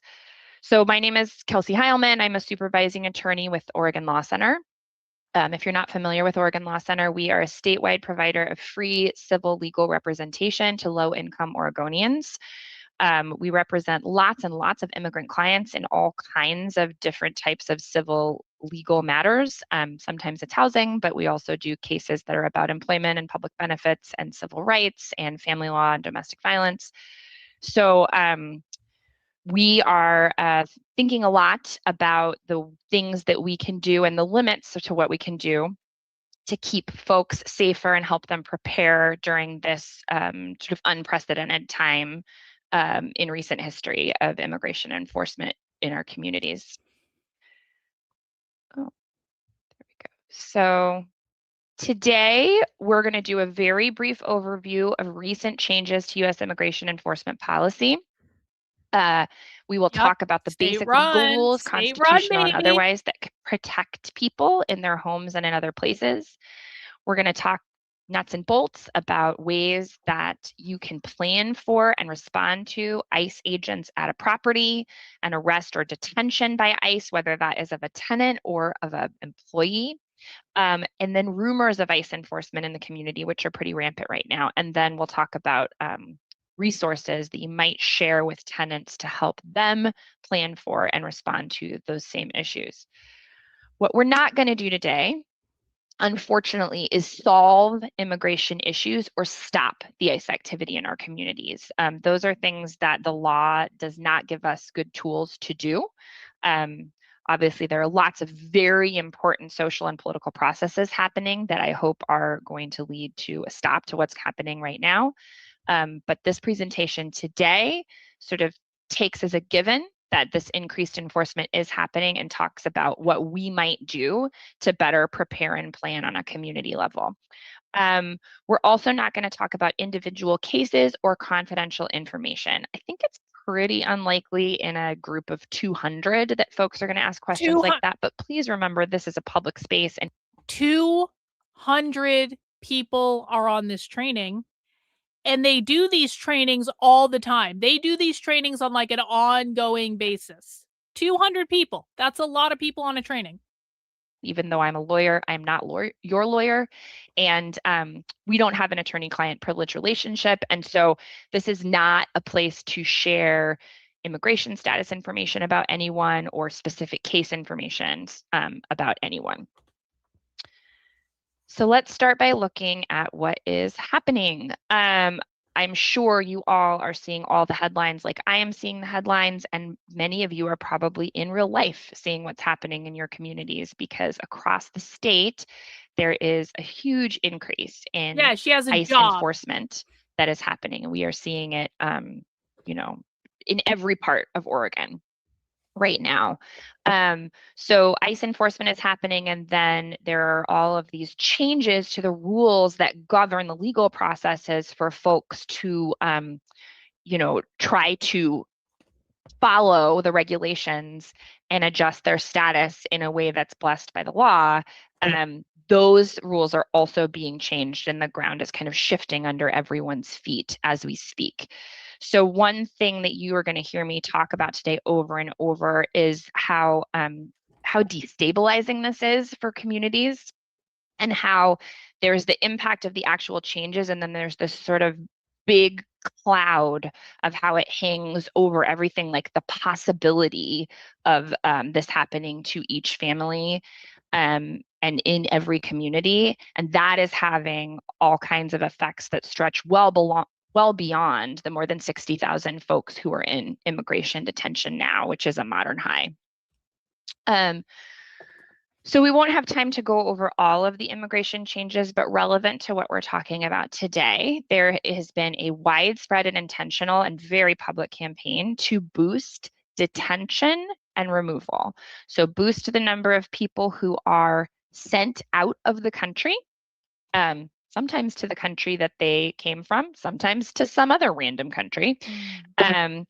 And there also is a widespread campaign to boost detention, meaning increase the numbers of people who have to be incarcerated while they are waiting for their legal immigration process to proceed. The target nationally was set at 1,200 arrests per day. The administration has fallen short of that target, but there has been a huge increase in the number of people arrested per day nationally. Originally, this was messaged as priority targeting. So hang on. Are you saying these are the people funding the hotline people? Unitas Minnesota's funders and donors, Minneapolis Foundation, Treading Soil, MN. I can't pronounce any of these, but I will take a look at this later. And if any of them are getting state funding, then we can take that route. They were going after folks with serious criminal records, and then making what they call collateral arrests, which is like to boost the numbers, you just kind of try to pick up anyone who is around the priority target. We now know from national reporting that actually a very small share of the folks who have been arrested and detained have criminal histories, and it is overwhelmingly people who do not have criminal histories or any factors that would support dangerousness that are being incarcerated under these policies. This is part of a deliberate fear campaign, which is designed to make it scary to be in the United States for all kinds of immigrants, including people who are who came here in a fully legal way with complete knowledge of the U.S. government. There have been lots of aspects to this fear campaign. One of them you might remember very early in the administration is they ended the protected area designation of places like schools and churches, leading to lots of fear and rumors that ICE was going to come pick people up inside public schools and inside churches. So far, that has not happened in Oregon. We're seeing a heightened presence of officers, ICE officers in communities, and unfortunately, there is race-based policing happening. And that race-based policing, so far, the U.S. Supreme Court, when presented with the question, said, "Yeah, that's okay. You can take the color of someone's skin into account when you're deciding who you're going to target." Oh God, guys. We have a conservative retard over on Twitter. Sue thinks that we are communists. This is a conservative retard who isn't bothering to do the least bit of fact checking, who isn't bothering to literally listen to anything that's going on. And Sue here thinks that we're all communists. This is the type of bullshit. This is why I yell on the internet. Because every single day of my life, yeah, bless her heart, Sue has gone full retard. Yep. Yeah. Yeah. Okay, Sue. Yeah. Okay. Yeah. We aren't communists, you dumb bitch. Maybe shut the fuck up and listen and learn something for once. So, until this year, I would have said that's illegal. The Supreme Court seems to maybe not agree with that position. And the effects, like I was saying, these extend far beyond those detained. So we are seeing, I'm sure you all are seeing, a huge reduction in vulnerable populations accessing essential services. So just one little snapshot, my organization does in-person clinics in some of the more rural areas of the state, including here in Astoria, where I live. We have seen a drop almost to zero of Latino clients walking in for consultations. And we are talking to our community partners, and they report that even outreach for support, by phone has decreased. So we're talking about, utility assistance, rent assistance, those sorts of things that folks were usually reaching out about. We're seeing particular populations just stop connecting for those resources. We are also seeing an increase in people choosing to leave, and hypervigilance for everybody who's in these communities, everybody who has a family member or a friend who could be affected. And again, that is part of the intent. That's part of the deliberate fear campaign, and we don't have to guess at that. They've been saying out loud that that's what they're trying to do. So that's a lot of bad news, and I am now going to talk about what some of the basic legal principles are that protect folks in these interactions, and then we will be translating that into some practical resources and practical considerations as you think about what policies you might enact at your properties for resident services managers, for property managers. So we're going to start with the U.S. Constitution. The Fourth Amendment of the U.S. Constitution, most people are very familiar with this one because it is a central feature of every police procedural that you've ever watched. And it involves the right of the people to be secure in their persons, houses, papers, and effects against unreasonable searches and seizures shall not be violated. So what does that mean? It means that for the police to arrest you, right, tell you that you're not free to go, or stop you to question you, or search your house or your car or what you're carrying, in your pants pockets. All of that is subject to this rule about reasonableness. and the government needs a sufficiently good reason to invade your privacy interests. And there's a two-part test. So the Fourth Amendment protects against searches and seizures if you personally have a real expectation of privacy in the place or the... Hang on, we got a super chat here. Azurwing's husband did not get earplugs and is actually listening. Well, shout out to Azurwing's husband. You put up with a lot and we appreciate you doing so. Welcome, welcome, welcome. Thing searched. So you believe in good faith that it's a private area that is not just open to the general public. And we'll talk about public versus non-public spaces in a minute. And then the second part of the test is that society recognizes. Exactly. This is why this is all tricky technically, because they're right on the Fourth Amendment in the Constitution. It doesn't specify it's just for citizens, but this is a social contract to assimilate them. That is exactly right. Is that expectation is reasonable. So, I could, believe that if I go into the town square and, am doing something there, that's a place where I'm entitled to privacy. But because everyone can see me, society is going to say that's not a reasonable expectation of privacy. In your home, your right to privacy is the strongest, and the Fourth Amendment protections are the strongest. If there's a reasonable expectation of privacy in general, access by law enforcement. Okay, this is a good question, so we're going to answer it. Okay, Chapman, I'll text Brooklyn. I'll text you. Settle down, Brooklyn. Okay. So would the group doing the training be more progressive group or on the more radical side?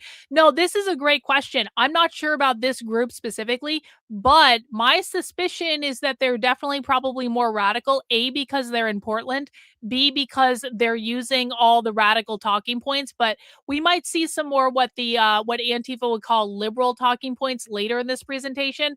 My suspicion is this is a little bit more radicalized though, but great question. Including by ICE, is going to require either a judicial warrant, and we're going to talk about what that means, or consent. And one of the main things we're going to talk about today is training of staff and helping people practice how to not give consent, because it's hard to do in the moment, but it is a constitutional right. We are going to practice not giving consent, so when ICE shows up, you know how to deny them consent to enforce immigration law. They're actually doing role-playing exercises, guys. They're teaching you, when ICE shows up at your doorstep, here is what you say to prevent them from coming in the building. Not provided. So first, let's talk about public versus non-public spaces. Public spaces, this is anywhere that is generally open to the public. So if any member of the public can go somewhere, ICE agents can also go there. So parking lots, waiting rooms, lobbies, customer areas. And there are lots of places where just anyone is allowed to walk in, right? Anyone's allowed to walk into Walmart. ICE can also go into Walmart, right? Anyone's allowed to walk into Home Depot.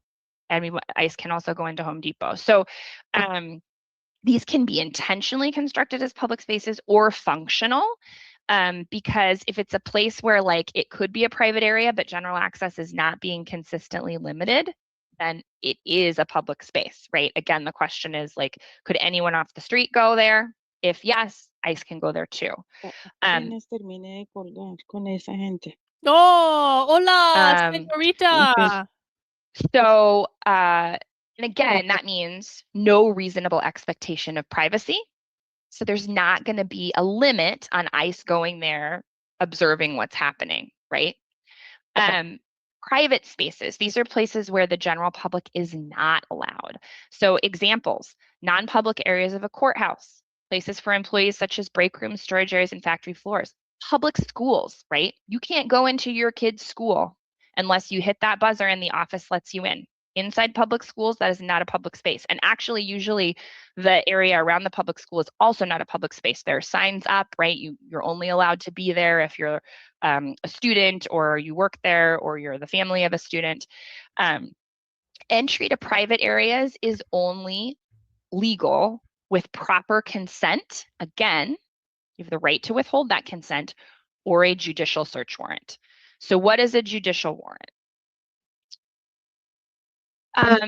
There are two kinds of warrants that you need to know about to understand the warrant requirement when we're talking about constitutional rights. So a judicial warrant appears on the left side of your screen.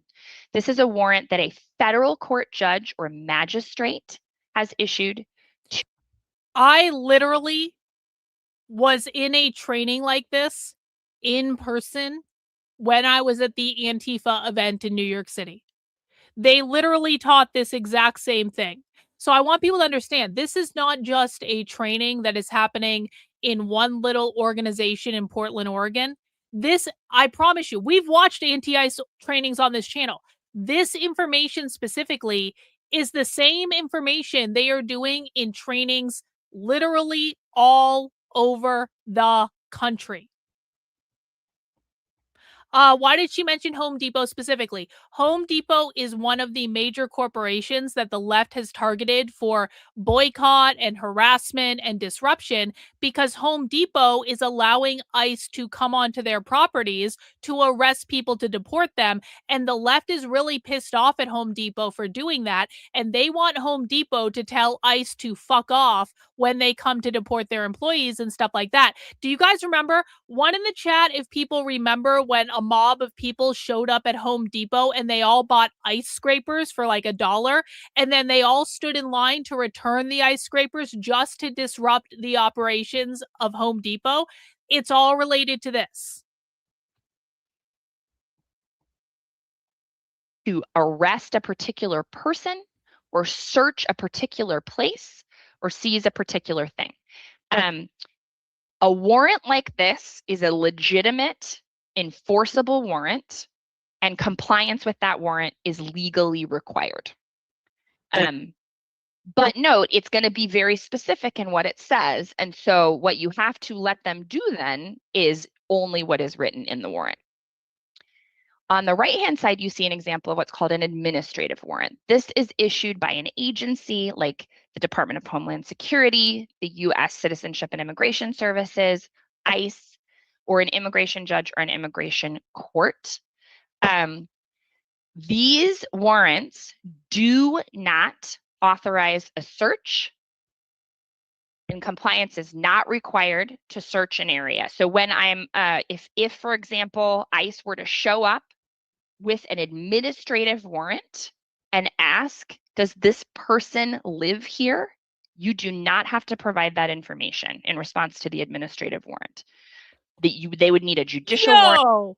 Thank you, Rhonda. Welcome, Rhonda, to the channel. Rhonda has 2 dogs, and we appreciate the dogs above all else, of course, Rhonda. Welcome to the cult. You're never escaping now, Rhonda. It's all over. Your dogs are going to become anti-communists. It's going to be great. Yo, first super chat ever. I saw your comment on the towards the queerest insurrection stuff. I really appreciated that. I don't know if you saw, but I took a screenshot of it and put it on Twitter. You are awesome. Thank you for being a part of the channel. We appreciate it. How do they know who to donate to? They know all the groups. So it's like, do you know who to donate to in your political ecosystem? They know the same thing. You, just because you don't know their groups doesn't mean they don't know their groups. They don't know your groups just like you don't know their groups, but they know their groups and you know your groups. That's how they know. Signed by a judge. This kind of warrant does authorize the arrest of a particular person. If they see that person in a public space, the warrant provides justification to arrest that person.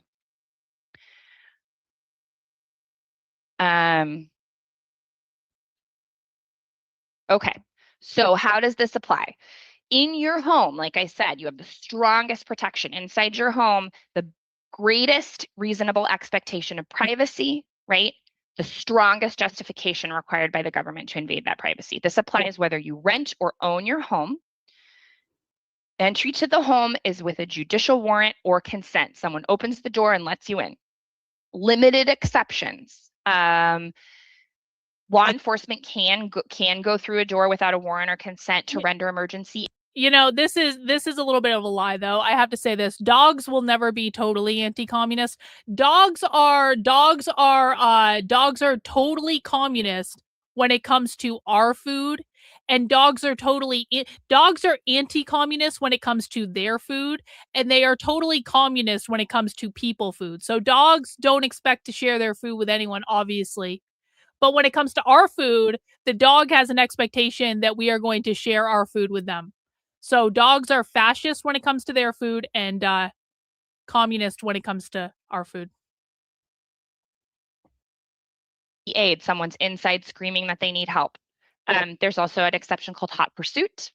So if law enforcement are pursuing someone and that person runs inside a home and shuts the door, they are allowed to go through that door without a warrant and without consent to apprehend the person if they have observed the person committing a crime, or if they have a warrant for their arrest or other probable cause to believe that they've committed a crime. So we're not talking about that situation. We're talking about ICE comes and knocks on the door. So the advice for everyone, even though it's hard when someone in a uniform is sitting outside your door, is do not open the door.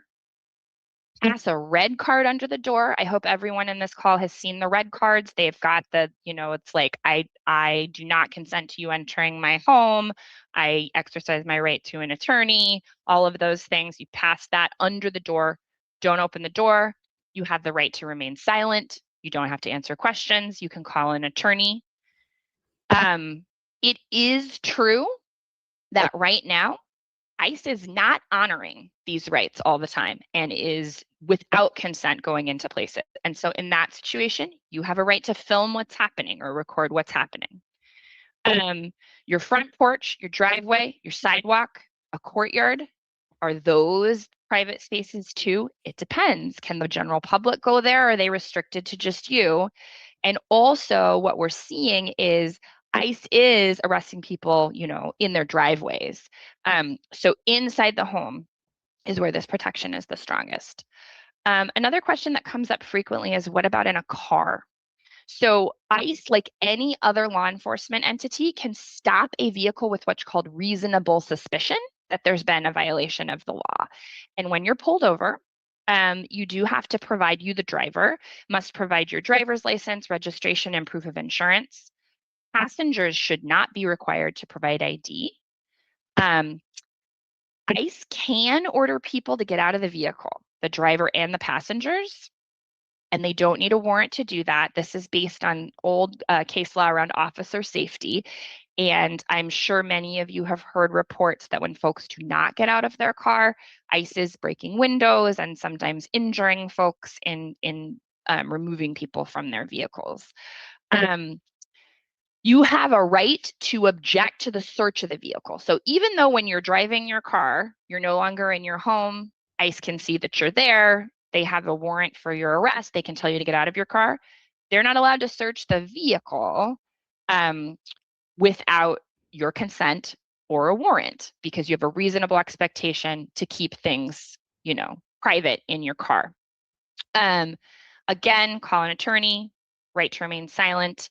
And, we're just telling people that, there are these rights and invoking your rights is important, but also when you're dealing with law enforcement who are routinely disregarding those rights, it can create physically dangerous situations.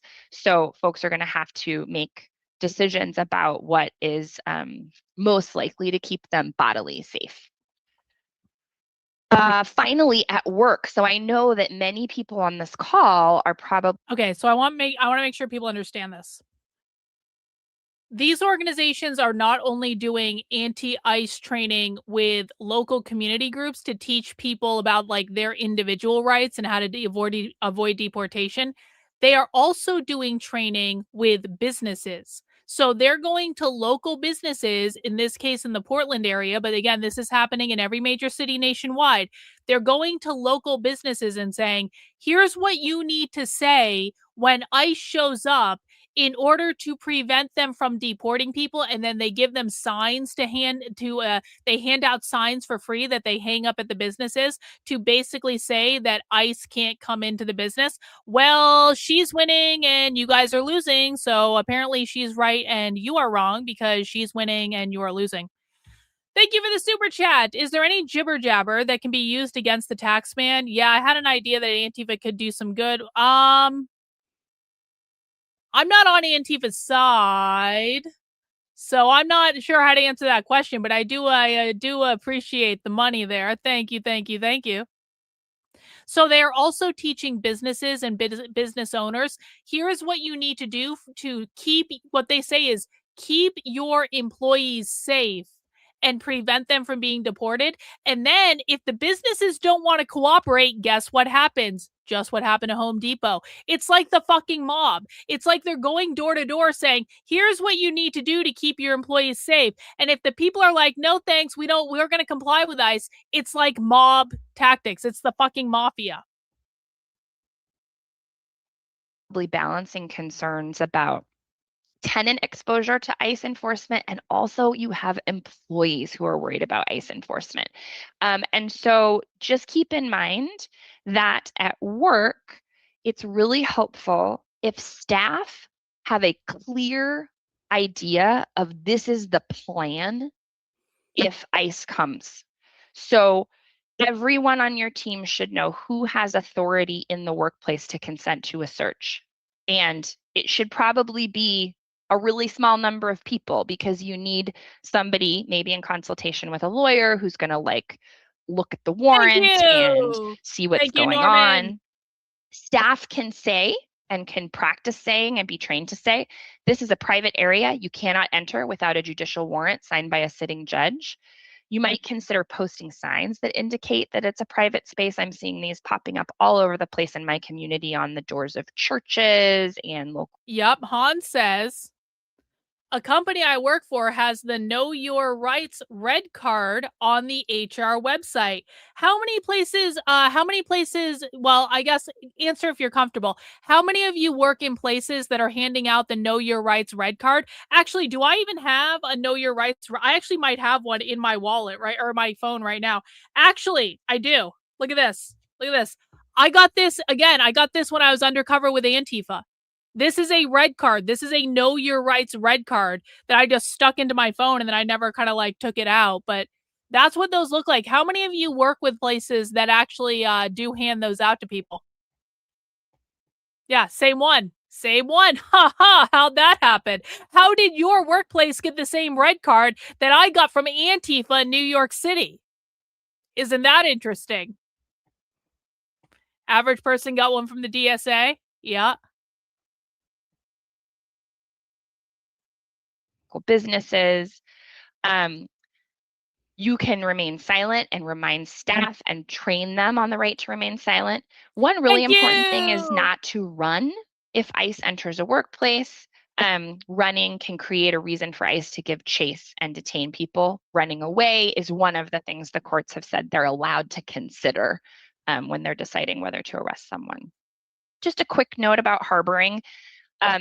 It is a federal crime to conceal, harbor, or shield someone from detection by immigration authorities. And so again, the really important thing here is your staff need really clear rules. Enforcing a generally applicable rule about access to a unit or your files or a restricted area, that is not harboring. Even if there's someone in a unit that you know or have reason to believe could be vulnerable to ICE enforcement, right? The rule is, I'm sorry, we don't let people into tenant units. And you have to think, would I let someone who wasn't in a law enforcement uniform into this person's building? Like just if a random person walked off the street and said, oh, can you let me into the apartment where, Mr. Jones lives? If the answer is no, then not for ICE either, unless they've got that judicial warrant that we talked about. I'm going to talk very quickly about the Sanctuary Promise Act. So Oregon is a sanctuary state. We have the oldest sanctuary law in the country. It dates from the early 1980s. And our law says that state and local agencies cannot enforce immigration laws, criminal or civil. And when there's a violation, any person can file an action to enforce in court. We're going to talk in the next couple of slides about what this means and where there might be a violation. But if you have reason to believe that a state or local government agency or worker while on the job is helping in any way with immigration enforcement, then you can report online with the Oregon Department of Justice. So there I'm sorry, what? Online reporting. I'm sorry, what? If you believe in any way that the government agency is helping with ICE enforcement, you can report them?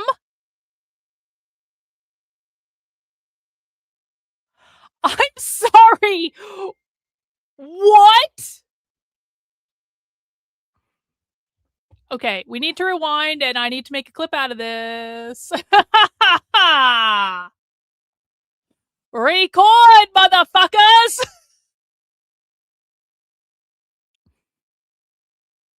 It is a federal crime to conceal, harbor, or shield someone from detection by immigration authorities.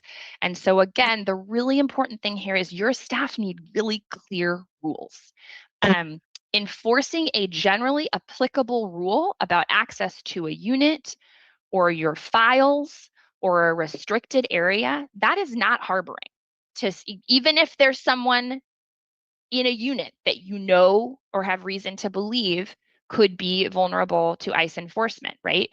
The rule is, I'm sorry, we don't let people into tenant units. And you have to think, would I let someone who wasn't in a law enforcement uniform into this person's building? Like just if a random person walked off the street and said, oh, can you let me into the apartment where, Mr. Jones lives? If the answer is no, then not for ICE either, unless they've got that judicial warrant that we talked about. I'm going to talk very quickly about the Sanctuary Promise Act. So Oregon is a sanctuary state. We have the oldest sanctuary law in the country. It dates from the early 1980s.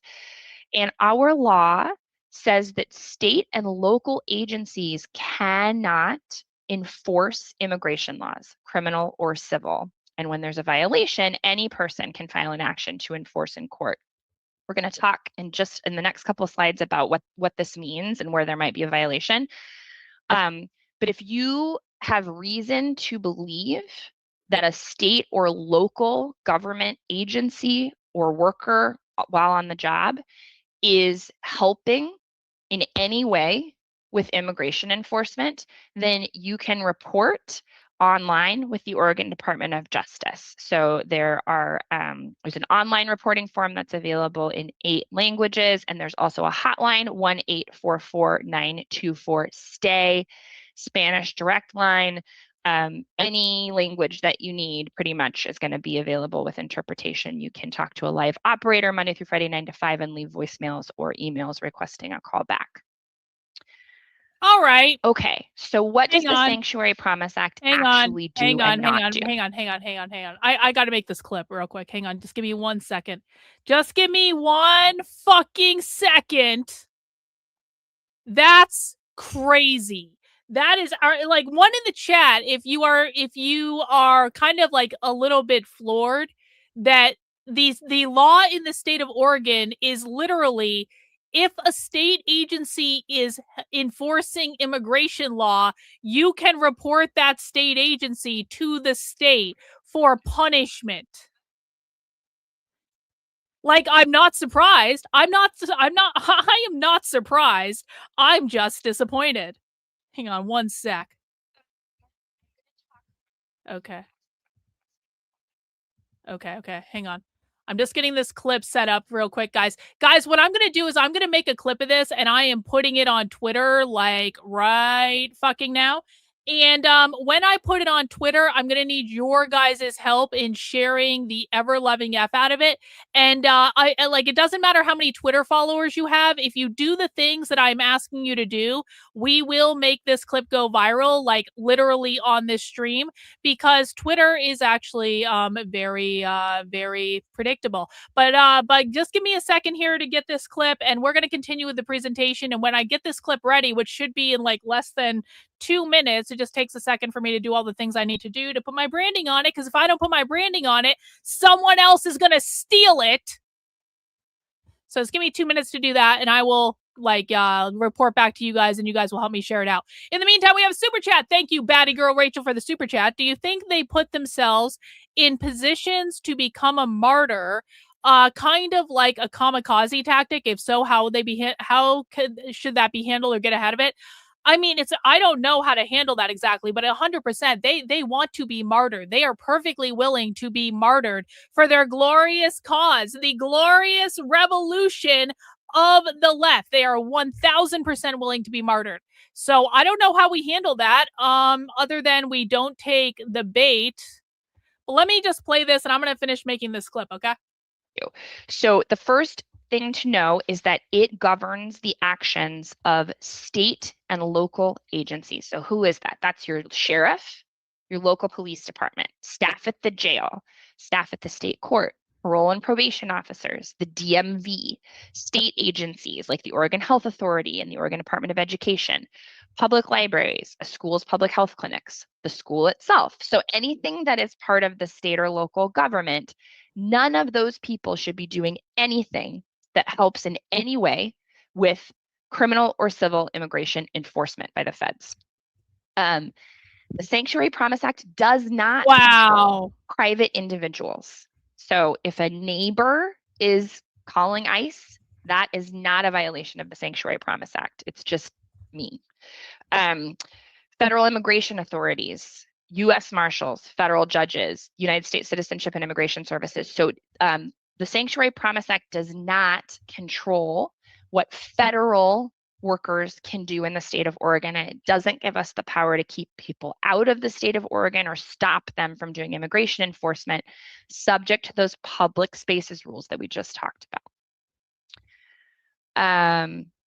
Second, is it permissible or not permissible activity? So when is that list of local and state entities allowed to ask questions about immigration status, keep information about immigration status, or provide information that's related to immigration enforcement? So it's a very limited list. So to determine eligibility for public benefits, we do have benefits in the state where your immigration status depends. So that's an allowable thing for state and local officials to collect just for the purpose of determining eligibility. It's okay to share information that's available to the general public. This is kind of like the public spaces idea. So if anyone can call the jail and say, what time is this prisoner being released? And they will answer that question. ICE can also call the jail and they can answer that question, but they can't give the information to ICE in a way that they wouldn't give it to the general public. They're allowed to make arrests based on judicial warrants signed, share information based on judicial subpoenas, and they can enforce state and municipal laws. But with very limited exceptions, state and local law enforcement cannot ask about or collect information about a place of birth or someone's immigration status, help ICE agents with an arrest, hold someone in jail at the request of ICE, or because they are facing only federal criminal immigration charges, I'm exporting or it right tell now. ICE when someone is going to be released from jail to give them a heads up. A few tenant resources. So the PERC hotline, despite the fact that Portland is in the name, this is a statewide resource, and the best number to share with folks when there is an emergency. So you call this number. If you are witnessing ICE presence, suspected or confirmed, you can take photos and text them. If you have witnessed or have information about an ICE detention, or, and this is happening more and more commonly, you are looking for a missing loved one who you think may have been detained by ICE, but you're not sure. Other resources that you can share. family preparedness packets. This is a joint project of Latino Network and Oregon Law Center. It's a packet of forms and instructions designed to help families collect important documents and get some forms signed ahead of time so that there is a plan for children in the event that a parent or caretaker is apprehended by ICE. Okay, hang on, guys. We are about to get that clip on Twitter. Again, I need everyone to share the clip I'm about to put in the chat. We're uploading it to Twitter right now, and I need everyone to do 5 things for me, okay? So we do 5 things. This is how we make tweets go viral. And if everyone in the chat does the 5 things I'm telling you to do right now, I promise you tens of thousands or maybe even hundreds of thousands of people are going to see the video we're about to post. So what I need you to do when I put the link in the chat, and it doesn't matter how many followers you have, it doesn't matter. As long as you're interacting with the post, that boosts the algorithm and it shows the post to more people. So okay, if you're not on X, literally put on your fucking big boy pants and get the fuck on X. Because whether we like it or not, our government officials take their advice from one place and one place only, and that is Twitter. For every single person, I'll put the link in a second, for every single person that has said, Karlyn, what can we do? What can we do? What can we do? Get your fucking ass on Twitter. And I don't care about your feelings about it. I don't care if you've been banned before. I don't care if you have to make another account. I truly do not give a fuck. If you are not willing to make an account and get your ass on Twitter, then you are useless to me. Because this is the minimum, guys. This isn't even that hard. This is not that hard. So get your fucking ass on Twitter. No excuses. This is literally all Trump and his administration care about, guys. And I wish we didn't have to play this game. I really, really do. I hate Twitter personally. But this is all the White House cares about. And so this, sadly, is the game that we have to play. All right. I'm putting the tweet into the world right now. Just making sure I have everything spelled right. Okay. The tweet is out.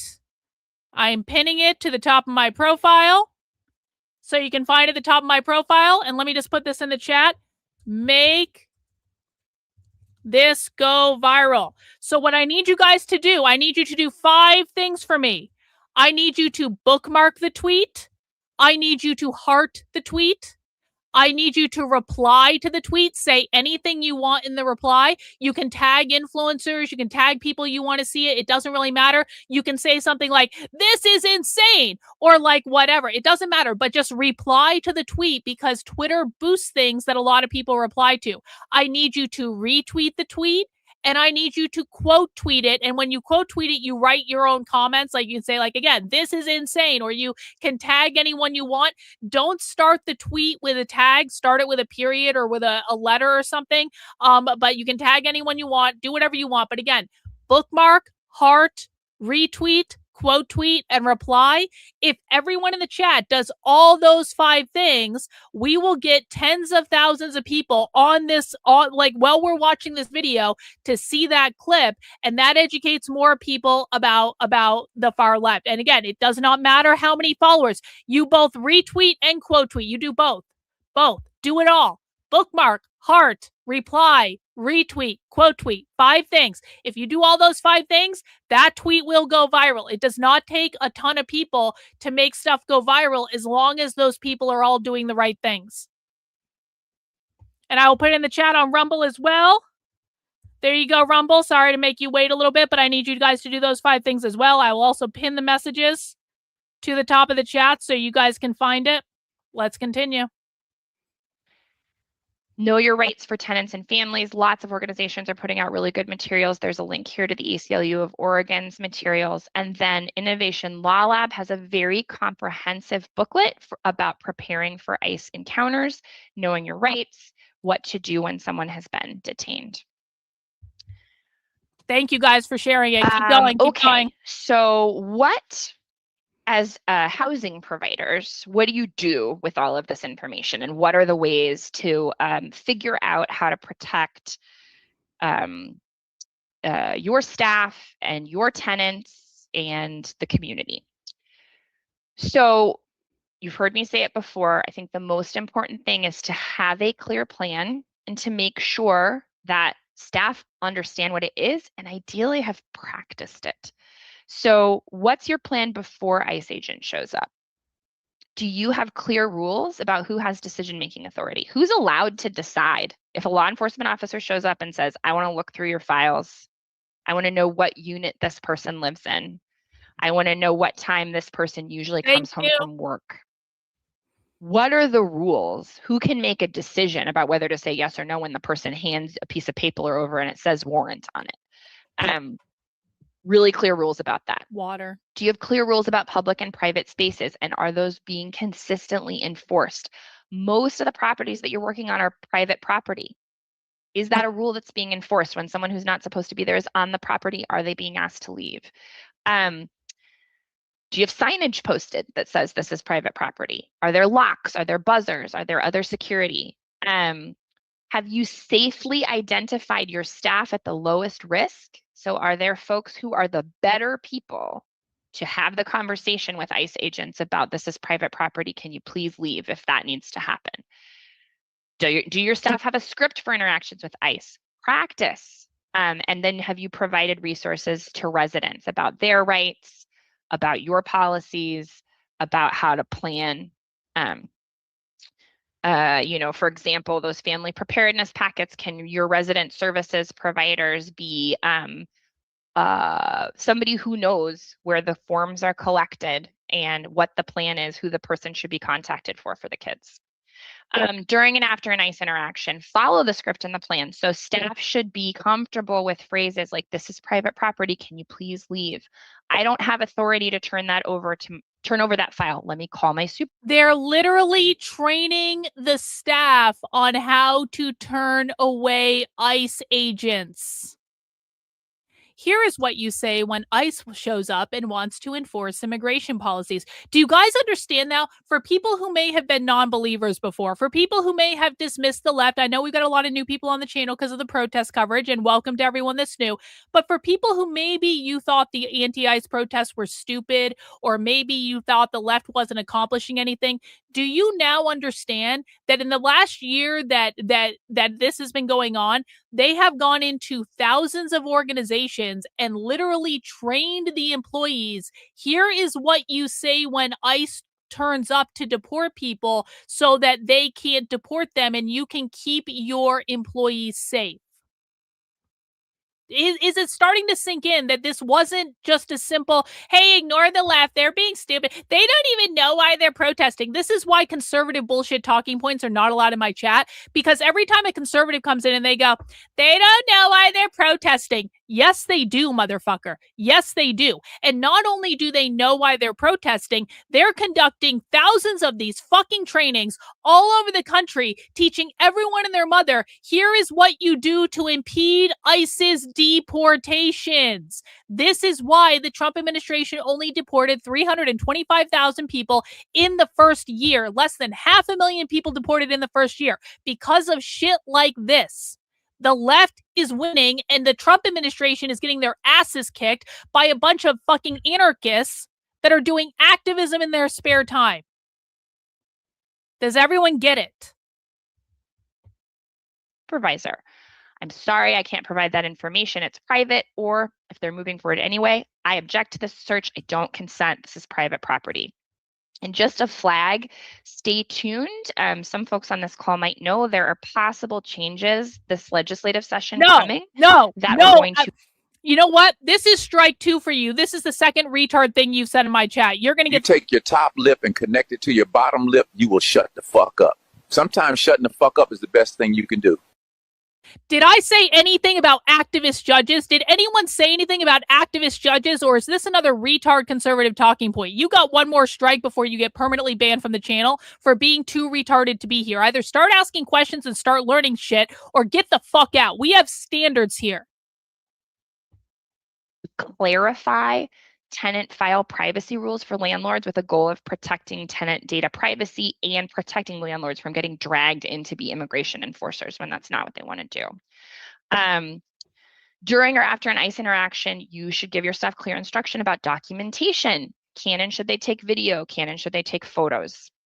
Offer support after and during an arrest. So if someone's being detained, ask Who do you want us to contact, right? And then contact that person and then connect the family to local resources. These are really scary and traumatic events when they happen. It's so important and useful to have a plan ahead of time and to have given people an opportunity to practice it and to ask questions. That is the thing that makes it most likely that folks will stick to the rules when something actually happens. There are so many reports about ICE enforcement going around, and some of them, You know, it really occurred to me.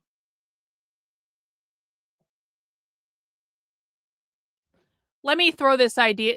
Can we workshop an idea for a second? Can we all workshop a creative idea? Is everyone listening? Is everyone let's do a creative brainstorm for just a moment. I have all of the anti-ICE hotline numbers. I have them all. I have them all in a spreadsheet. I have them all broken down by geography. Thank you, Norman!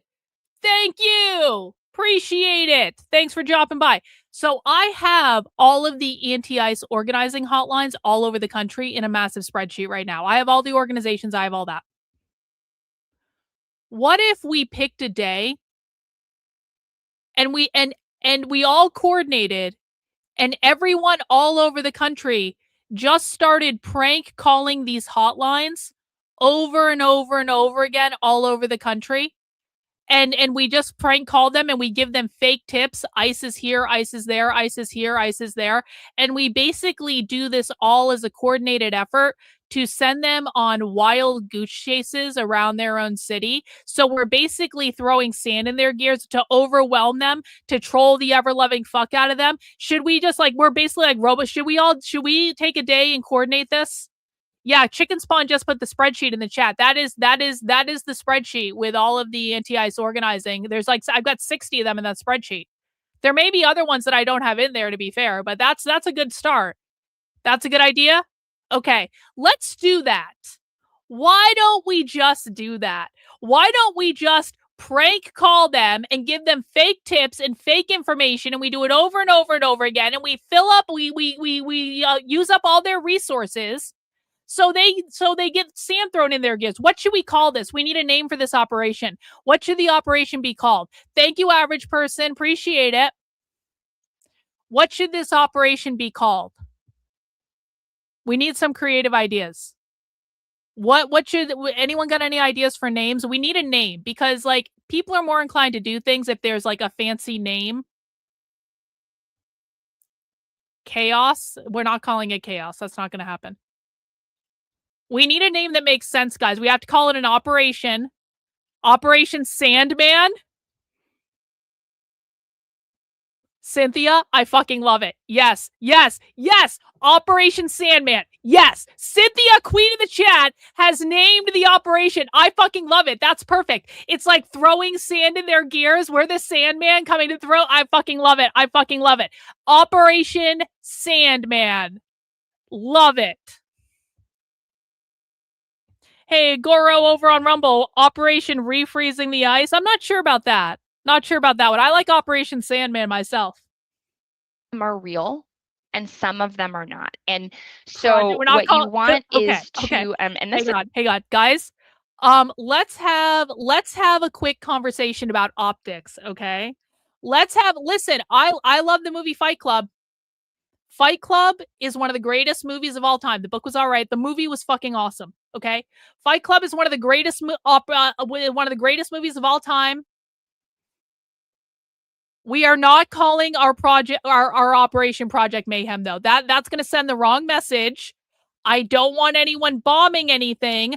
I don't want them to be able to say we're bombing anything. I don't want to give the impression that I'm telling restaurant workers to go and do things in soup and stuff like. I appreciate the reference, but we are not calling it Operation Mayhem. Optics. We're going with Operation Sandman because it sounds fucking cool. Is sort of beyond your professional roles. I kind of think all of us in our communities, when we hear these rumors, we're balancing two things, right? We want to protect people when the threat is real, and we want to avoid spreading fear and misinformation. We don't want to be inadvertent agents of that intentional fear campaign, right? I can't tell you how many rumors I've heard about ICE. You know what day we should do it? We should do it on January 20th. We should do it on January 20th. January 20th is a Tuesday. It's also the day the Party for Socialism and Liberation is planning mass protests. We should do it on January 20th. Going into public schools in the last year, every single one of them in Oregon has turned out to not be true. So these rumors fly and there are real consequences. And so what I encourage you to do and what I encourage your staff to do is to really run down the source before you are spreading that information. And the phrase we suggest for that is, thank you for looking out for our community. Where did you get this information? There are sources of information, like if the information is coming from PERC or from Pueblo Unido or some of the other groups that are deeply engaged in this ICE Watch activity, when you would want to get that information out to the community so that folks can be safe. But a lot of times, especially if it's just on social media, it's a scary rumor that's going to make the scary time worse without offering any actual protection. So trace it back. Don't pass those messages along without understanding what the source is. That is the end of my content, and I think we could move to the question and answer session now. We love Q&A. Q&A is the best part.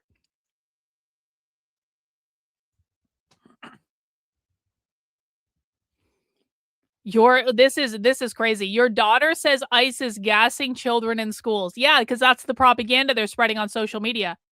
Do they have a hotline in Indiana? Let's see. I think that they do. Pretty sure they do, actually. Let's see. Indiana. Yup, Indianapolis. They do. Yes, they do.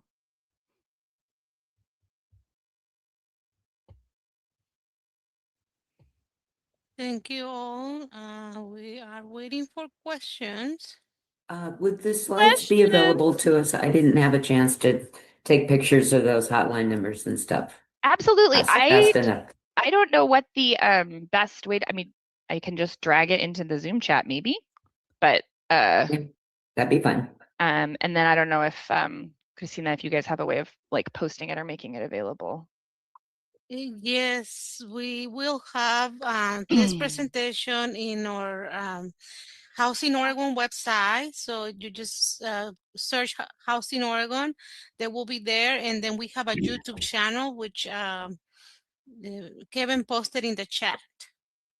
Okay. Christina, this is Brian. Just to confirm, Kelsey, did you want us to stop recording now?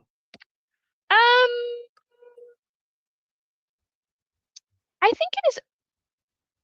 Maybe let's keep recording and then we could do like turn it off just in case there's somebody who's like holding their question to the very end. But I think this Q&A session can be useful for people. So quick question from Michael. Recently, through my organization, Mercy Teams, we work with a lot of Latino working poor families, and we've had some recent ICE detentions. And we've used ECHO, ECO, as a reporting organization. Is that just the simple question? Is that like the best route to get quick legal service, or are there better routes? This is making me realize that I can't believe I didn't put an ECHO slide in this presentation. So ECHO is the clearinghouse for immigration representation, right? And so you get navigated in there. In most circumstances, the wait time will be long. So I think it is where people should be directed, and also demand is so overwhelming right now that people are not getting connected to attorneys quickly. So another thing that's super important is when you're working with people, tell them to get navigated into ECHO now, right? Instead of waiting for the moment of crisis, because then you're gonna move your way up the wait list, get your consultation sooner. So can I just ask a follow-up question on that? So are you saying that if you are undocumented and in fear, enter your information? That's what I would do. I mean, ECHO is it's only for people below 200% of the poverty line. So I guess that's one limitation. But yeah, if you're in Oregon, you're below 200% of the poverty line and you need help with an immigration issue, then you qualify. And so I think it's a good idea to get navigated into ECHO now rather than later. I'm not sure what order to do these in. Should I start doing some chat? I see hands up and I also see chat questions. Let's do the hands up, and then Okay. if Kevin can post say the questions aloud for the chat in the order they came, that will be great. But Tim and then Nadine. Hi, Tim Black with St. Vincent de Paul, Blaine County. Thanks for the presentation. Is there a reasonable expectation of time if staff are trained to call in a supervisor or call in the person of authority of how long they can safely wait?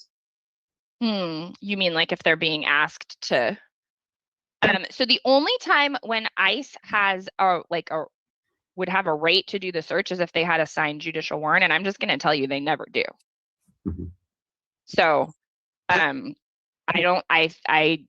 think your staff is going to like feel that increasing pressure with the wait, of course, and that's what they're counting on, is they want people to feel so uncomfortable that they then say, okay. Hang on, we got a super chat from Wolf here. Thank you, Wolf.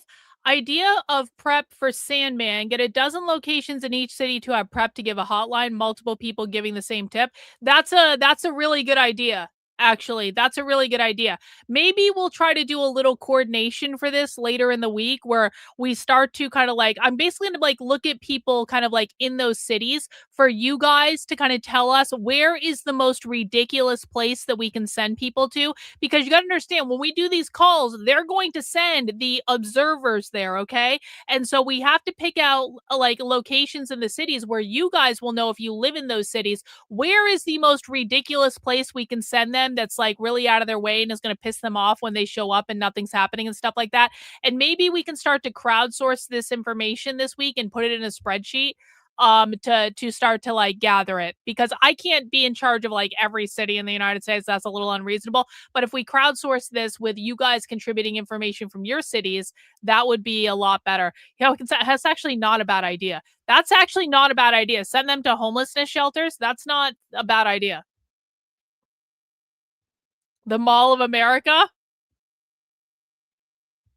The Mall of America might actually be a place that ICE could be very productive if we're being honest about it. Send them to an adult bookstore or strip club. Yep, that's a good idea. Fairground. Well, again, fairgrounds might actually be productive. I mean, you can do whatever you want. Yeah, you can say and do whatever you want. Send them to a church. You could send them to a church. Yep, that's a good idea. Skid Row. Yep, that's a good idea. Okay. Like, okay. Listen, Fred, I need you to pay attention to the following video, please. You take your top lip and connect it to your bottom lip, you will shut the fuck up. Sometimes shutting the fuck up is the best thing you can do. Fred, your job here is not to give your opinion. Your job here is to shut the fuck up and listen. No, you're wrong. You don't know what the fuck you're talking about. Be quiet, sit down, try not to break anything. Finite consent, you can do it. And so there's no rule about that.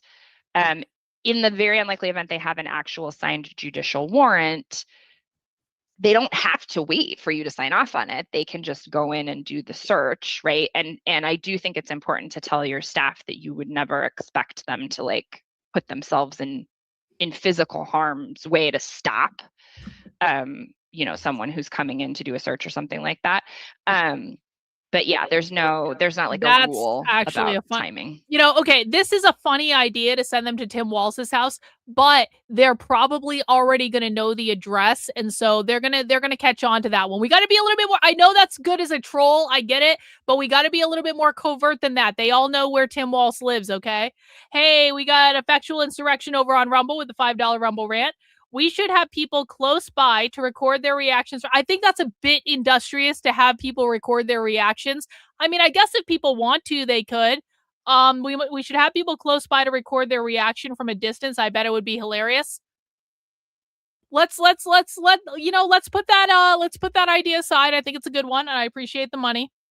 Is it true then that if we train staff, call for a supervisor, but ICE proceeds anyway, that should be in their script to say, I do not consent to this before I've had a chance to check with my. Okay. Yes, and if they can record it, even better.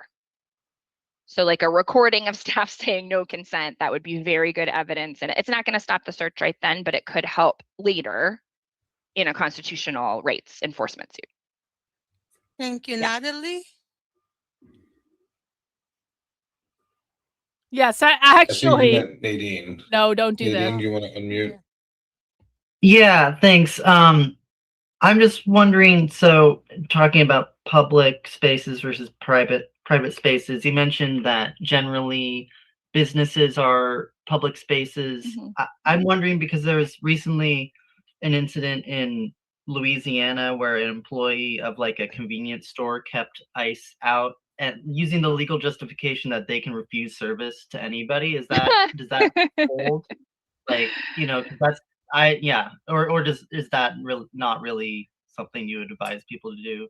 I think it's unclear. Like that's a real thing, and there definitely are. I mean, I mentioned like the signs on the churches around here. Like I'm seeing lots and lots of more like everyone is welcome except ICE signs. Worth a shot. I don't know. Signs on churches saying everyone is welcome except ICE. Again, let me just record that real quick.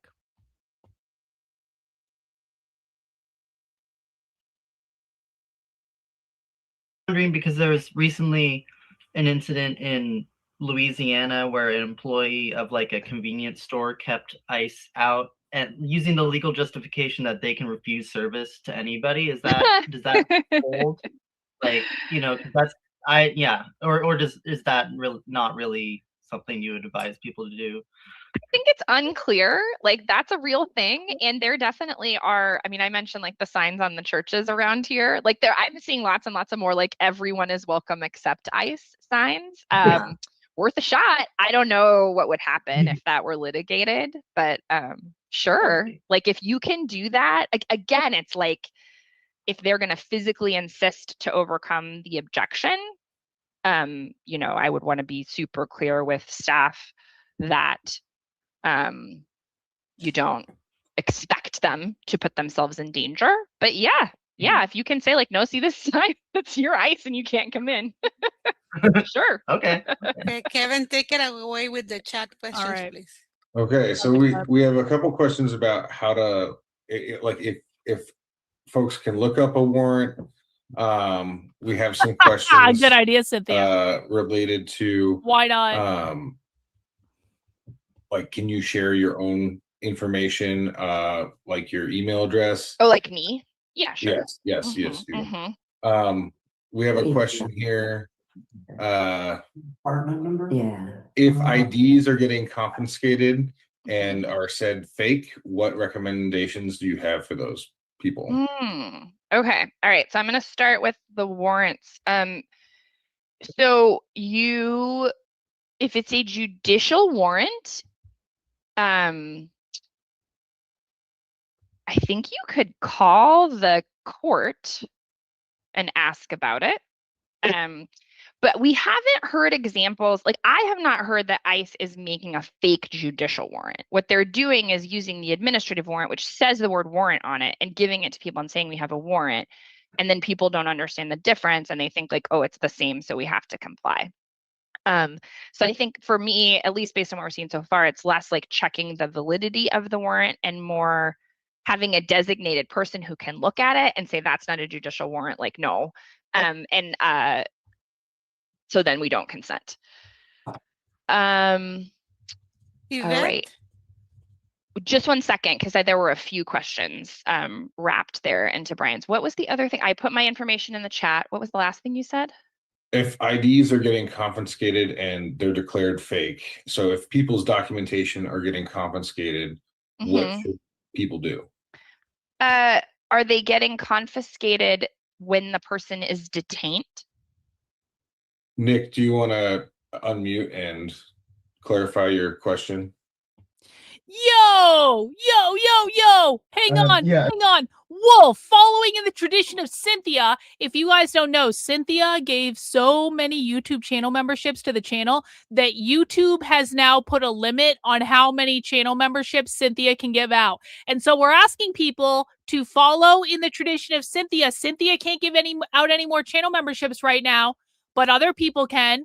W's in the chat for Wolf 5 channel memberships. When you guys get gifted channel memberships, that means you're eligible to come to Spy Stream. Spy Stream is when we go inside live leftist trainings and we record them live. We do, I believe, probably, maybe, we may have Spy Streams this week. We may not have Spy Streams this week. I haven't really decided yet, but we may have Spy Streams this week. If we don't, we'll certainly have them coming up. So if you just got gifted a channel membership, make sure you check in on the community or post tab for Spy Stream.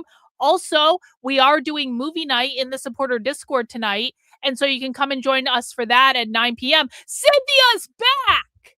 Cynthia, they took your ban away? Holy shit, Cynthia, I spoke too soon. Well, listen, Cynthia can't be expected to do all the work. Just because Cynthia's ban got lifted doesn't mean the rest of you are off the hook, okay? So I think gifting channel memberships is a great thing to do for the channel and for the community, and I really do appreciate it. Cynthia has now gifted 10 channel memberships on the stream. I must have missed the first one. Thank you, Queen Cynthia. We all appreciate it. And Cynthia herself has become a member of the channel. Cynthia will not be stopped. Cynthia will not be contained. We know that about our Cynthia. And we got Nick in there. Nick is gifting out 5 channel memberships. Guys, if the spirit moves you, gift out some channel memberships. Helps the community. W's in the chat for Nick. W's in the chat for Cynthia. W's in the chat for Wolf. Appreciate all you guys. Thanks so much. I mean, it's just some things that I've heard online. I haven't really seen it myself, but just, I guess, general recommendations. Should people hand over their ID, or what are there specific things that how can they protect themselves? Just, I guess, just from that general concern. So if you're driving, you have to provide ID. If it's happening in another situation, then in general, you don't have to provide ID. Cynthia, you know what? Cynthia had to hold it in for a couple of days while YouTube was unbanning her, and now Cynthia has gifted out another 10 channel memberships. This is why we call her Queen Cynthia of the chat. We appreciate you, Cynthia, very much. Dumbphone has gifted out 5 channel memberships. You know, sometimes I mean to Dumbphone because sometimes Dumbphone says some retard shit. We're still, listen, we're still working on Dumbphone, okay? Dumbphone has been around for a while, and he listens, but sometimes he doesn't listen, and sometimes he still says some retard shit in the chat, but I do appreciate when people I yell at and correct, they come back and they give me money for my trouble. So thank you. W's in the chat for Dumbphone. We appreciate it. We're still going to work on your understanding, bro. We're not quite there yet with you, but we're going to get there, and it's going to be okay. And if you just keep giving me money when I yell at you, I'll probably be really happy about it. Yo, we got Matt in there. Look at this. Look at this. Everyone's gifting out channel memberships. This is like Oprah. Everyone gets a channel membership. You get a membership, and you get a membership, and you get a membership. Matt, thank you. W's in the chat for Matt.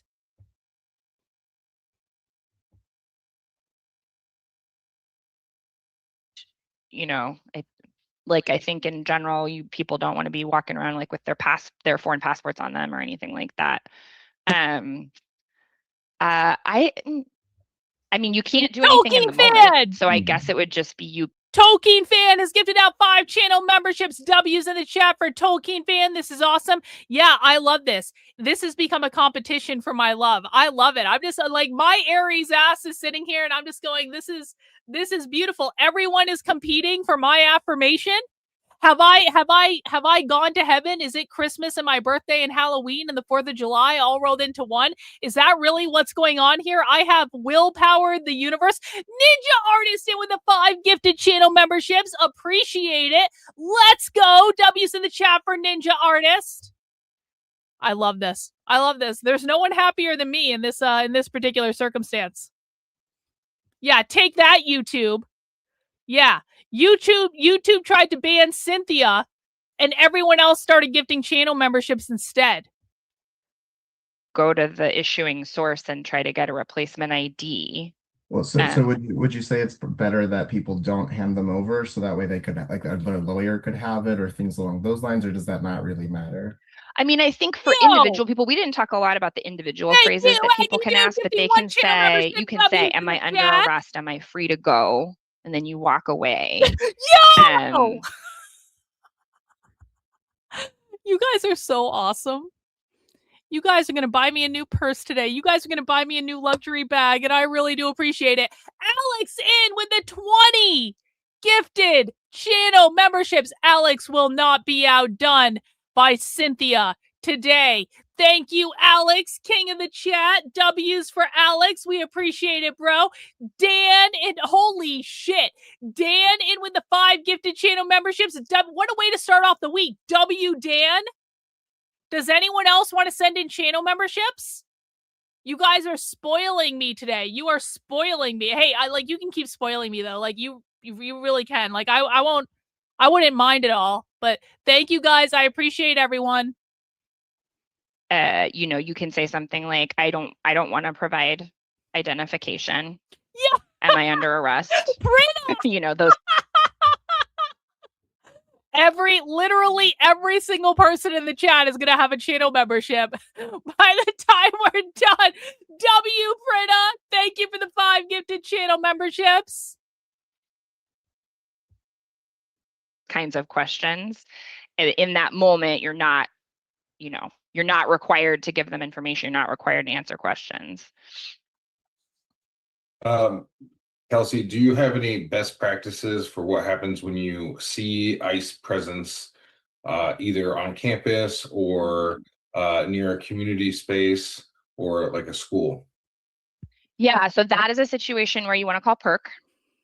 And then most places another in 5. Most we got another 5 from Ninja Artist. W's in the chat for Ninja Artist. Guys, we are up to 90 gifted channel memberships during this stream. 90 new members of the channel in this stream. Drift Speed, thanks for being a member of the channel. I'm also cool, but this didn't cost me money. But I was going to buy a gay sticker, but this was free. So I do this instead. But maybe I'll do a sticker also. Well, that's up to you, Drift Speed. I want to remind all the channel members, please use your member chats because you guys all get member chats and people very rarely use them. And it's a perk of being a member. I think you guys should use member chats. I think it's a great way to ask questions. It's a great way to contribute in the conversation. Like they're free as part of your membership. So you might as well use them, right? And if you want to send in a sticker, cool. If you don't want to, that's fine too. But I do appreciate the people who have donated today so far, either super chat or channel memberships. Can we get, listen, I know I'm getting a little uppity now, but can we please, can we get 10 more gifted channel memberships and hit 100 new channel members on the stream today? That would actually just be pretty rad. I don't think I've ever gotten that many channel memberships in one stream before. So if you guys want, if some intrepid warrior wants to contribute 10 more or 2 people want to do 5 more, it's up to you guys. Maybe you do it, maybe we don't, but I think that would be rad. I believe in us. Yup, I believe in us. Yeah, Drift Speed made you do it. Member of the channel for 6 months. Thanks, Soul Quest, for that. Appreciate it. All right, we will listen to the Yo! Here we go. Now everyone's starting to use their member chats. Thank you, Everett. Appreciate it. Ninja Artist just became a YouTube channel member. We need 9 more. Matt just gifted 5 channel memberships. Let's go. W's in the chat for Matt. Guys, we need 4 more.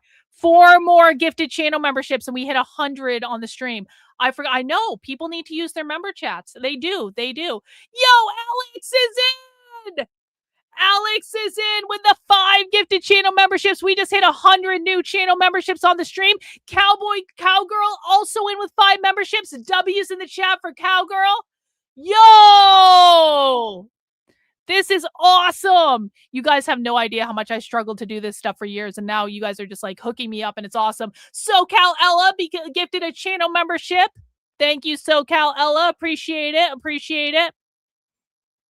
W's in the chat. W's in the chat for all our intrepid warriors today.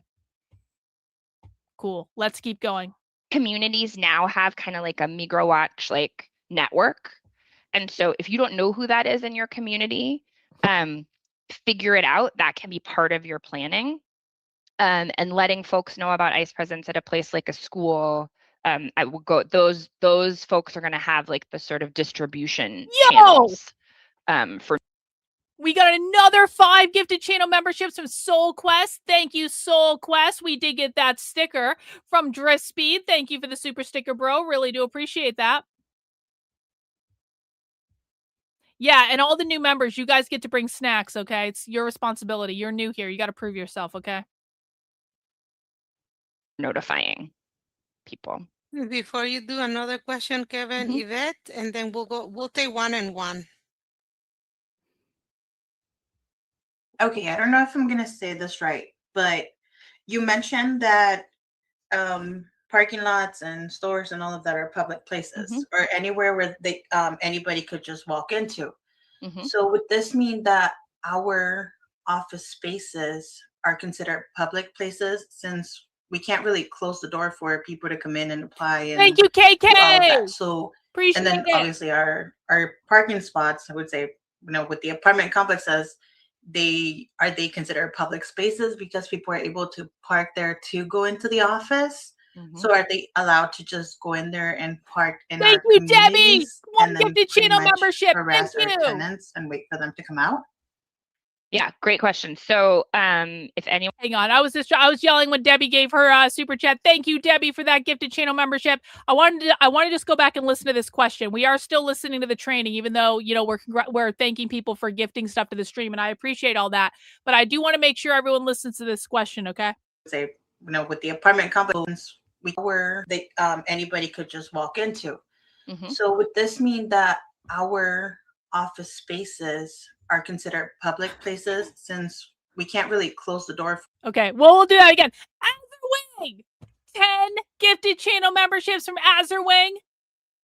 Thank you, bro. I appreciate it. I hope you don't get in trouble with the husband. I know, or you know what? You two could have a competition. If you guys want to challenge each other to see who can give me the most gifted channel memberships, that'd be totally fine. But I appreciate it. I appreciate it, bro. W's in the chat. W's. The question is, are office spaces public spaces? Yes, that is the question. Let me see. We got another super chat from Cynthia. I was already a member too, but YouTube dropped it, so I signed up again. Cynthia will not be deterred. I love it. I love it. Cynthia, where have you been my entire career? Look at what Cynthia started. Can we just talk about that? Listen, I've been doing this a long time. I have scrimped to get support, and it's been very, very difficult. And I've been so lucky to have so many people who have supported my work in a very committed way for years. I will never stop thinking about how incredibly grateful and blessed I am to have what I have. But when Cynthia swooped into the community, she set a new standard in regards to channel memberships. And that has given more people access to Spy Stream. That's gotten people more engaged in the community. That's resulted in more people giving out channel memberships to other people. I think gifted channel memberships are a great way to get people access to that additional content. I think it's awesome. And so look at what Cynthia started. We appreciate you very much, Cynthia. Thank you. Ghost Rider, hail Queen Cynthia. Exactly. Figure it out. That can be part of your planning. And letting folks know about ICE presence at a place like a school. I will go. Those folks are going to have the sort of distribution channels for notifying people. Before you do another question, Kevin, Yvette, and then we'll take one and one. Thank you, Drift Speed, for the super sticker. Okay, I don't know if I'm going to say this right, but you mentioned that parking lots and stores and all of that are public places or anywhere where anybody could just walk into. So would this mean that our office spaces are considered public places since we can't really close the door for people to come in and apply? Are the office spaces public spaces? We are turning commie L's into yo, ain't that the truth? Turning commie L's into luxury purses to feed my unhealthy addiction with vintage luxury goods.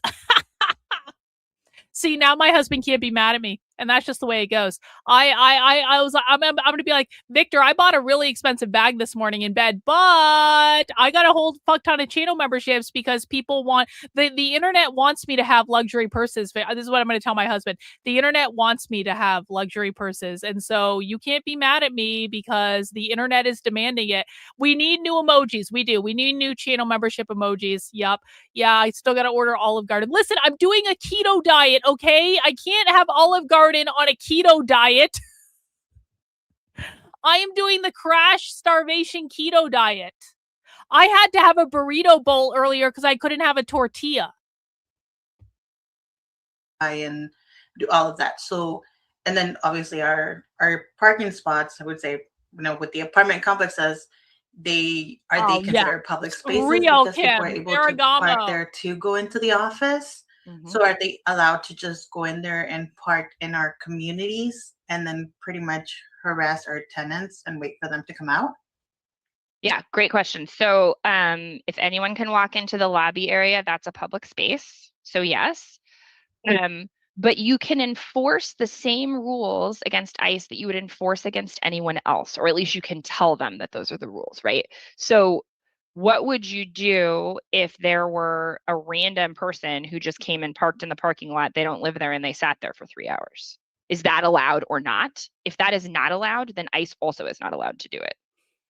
Same thing, like if you walk into the lobby, right? You're just going to let like a random person walk into the lobby and just sit there for 4 hours. If the answer to that is no, then you can ask ICE to leave too. We have lots of variations of questions about, is there any signage that people can put up to make spaces more private, I guess? So we don't have sample signage. I mean, Oregon Law Center represents tenants. We don't represent businesses. And so we don't have example signs, but lots of people are making them right now. I think if you, I bet if Christina reached out to the Housing Oregon group, there would be folks who are posting those signs who might be willing to share some examples of what they were using. Kelsey, this is Brian with Housing Oregon. Great. In the link that we've provided with resources on our webpage and the email that went out for this event, at the very bottom, there were links to some examples of signs. They're not the highest quality, but they're examples. Yeah, so maybe get your graphic design team on taking the content and making it prettier. Kelsey, quick question. Real. Hey, effectual insurrection on Rumble. War Garble gifted channel memberships on Rumble. How did I not see that? When did that happen? War Garble, I'm so sorry I missed that. I missed the notification on our Rumble. War Garble, it with 10 gifted Rumble channel memberships. I believe you guys go through locals to get your perks, which should be connected to the Rumble channel. Thank you, War Garble, for the 10 gifted Rumble channel memberships and effectual insurrection for the Rumble rant. W's in the chat for them. Appreciate it. Dumbfoam just became a new member of the channel. Thank you, Dumbfoam. Appreciate you. Michael.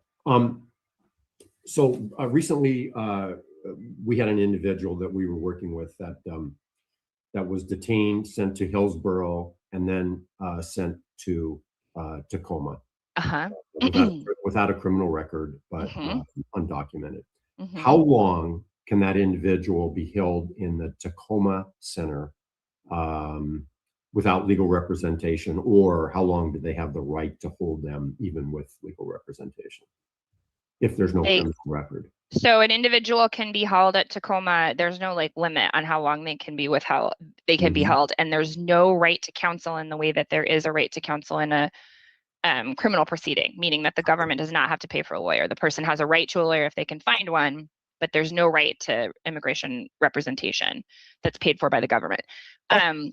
There are two ways that people who are detained can be released. One is through a process called habeas, which is a federal court proceeding.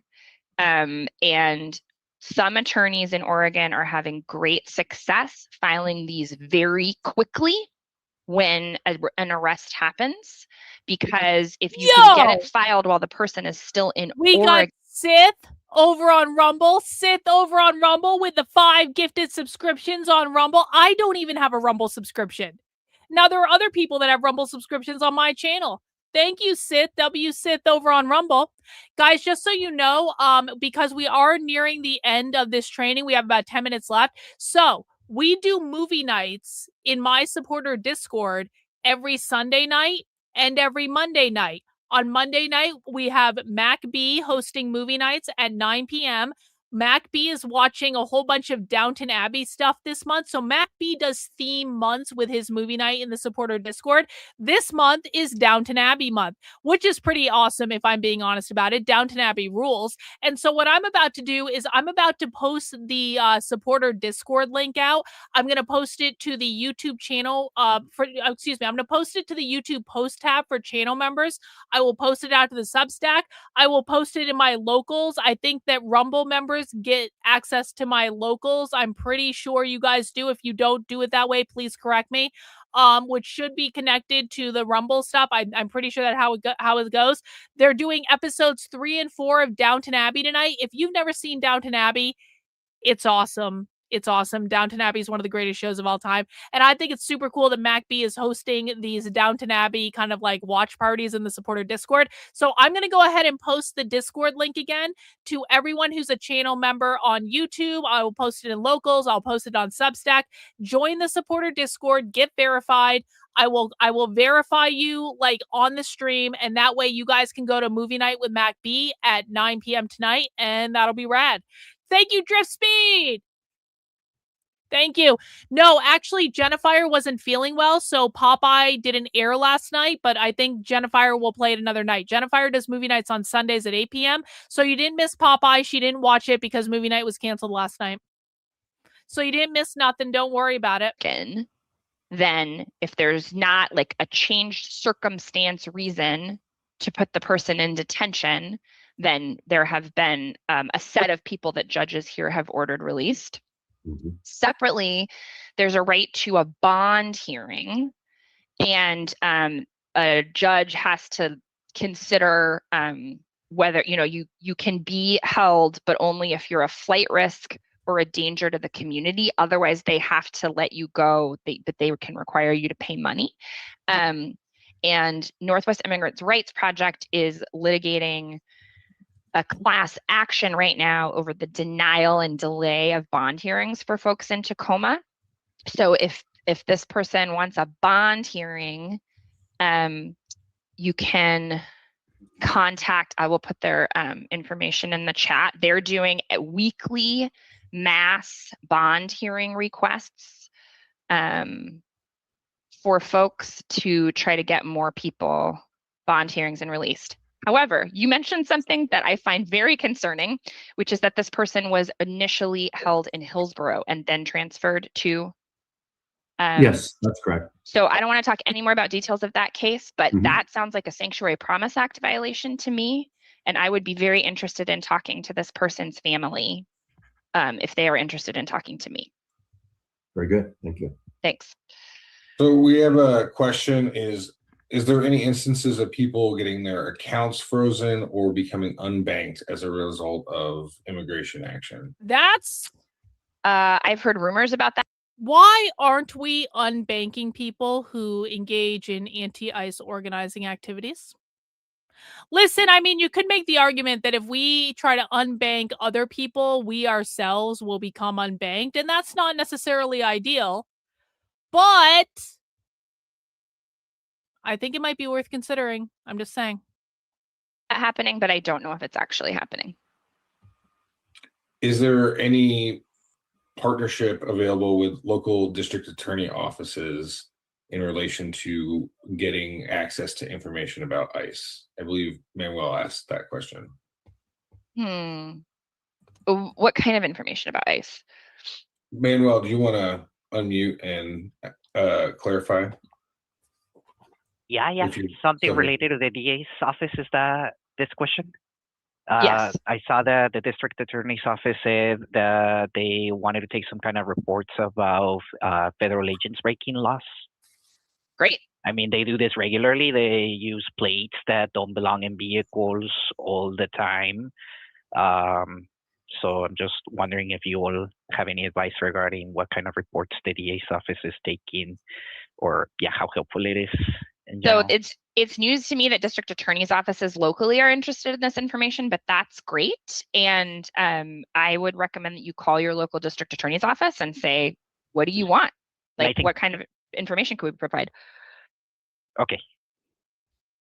So I think we have time for 3 more questions. Let's go Claire, and then there's a question by Steve Nielsen in the chat, and I think we're gonna maybe want him to explain a little bit more. So Claire.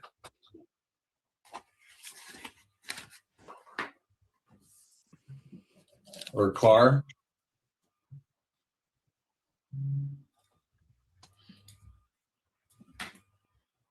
Okay. I don't think that maybe they're having trouble with their audio. Yeah, sure. So Steve Can you asks. hear me now? Yes. Oh, good, awesome. I've been talking and nobody hear me. So sorry. So Kelsey, one question that comes to my mind now after you say something, when somebody has been transferred from Tacoma to another state, is that illegal? That's what you mean? No. So transfer from Tacoma to another state. I mean, maybe it's illegal, but it's not. I don't have any reason to think that it's illegal. What I am concerned about is anytime someone whose only charges are immigration related being held in a local jail for any amount of time.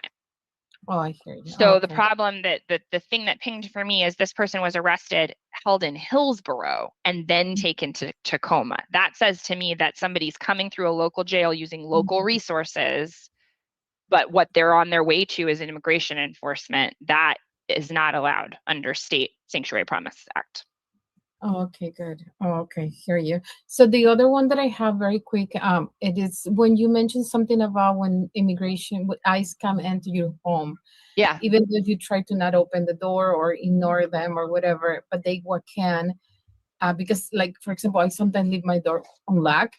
So if they can, and you say don't run, I think people who run is because they're scared they're gonna be arrested. Yes. But in the same time, I should stay and wait until they decide if they want to let me to identify myself as a U.S. citizen or not.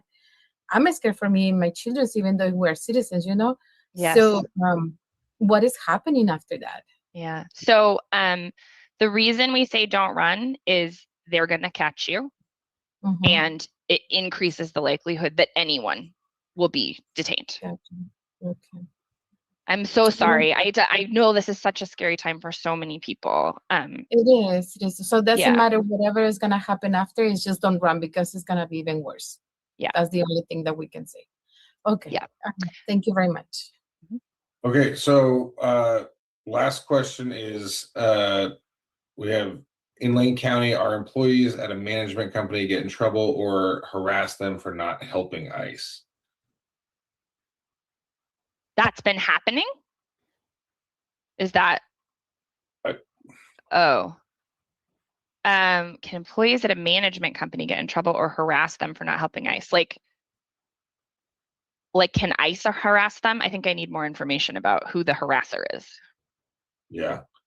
Steve, do you want to clarify?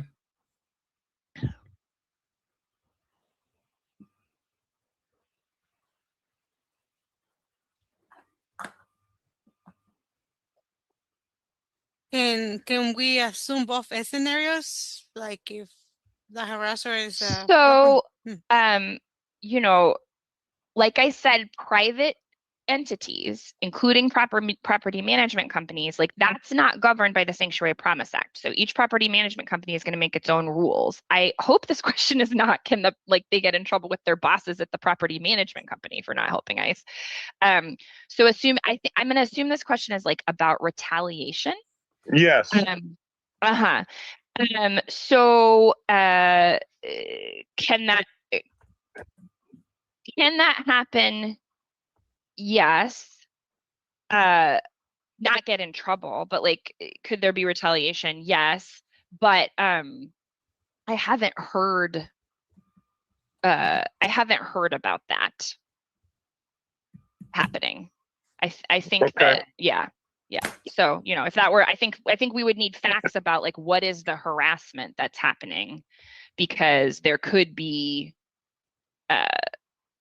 there might be claims there depending on what's going on. That would be an interesting time to interact with an attorney if there were ICE retaliation against a private individual for not, giving consent.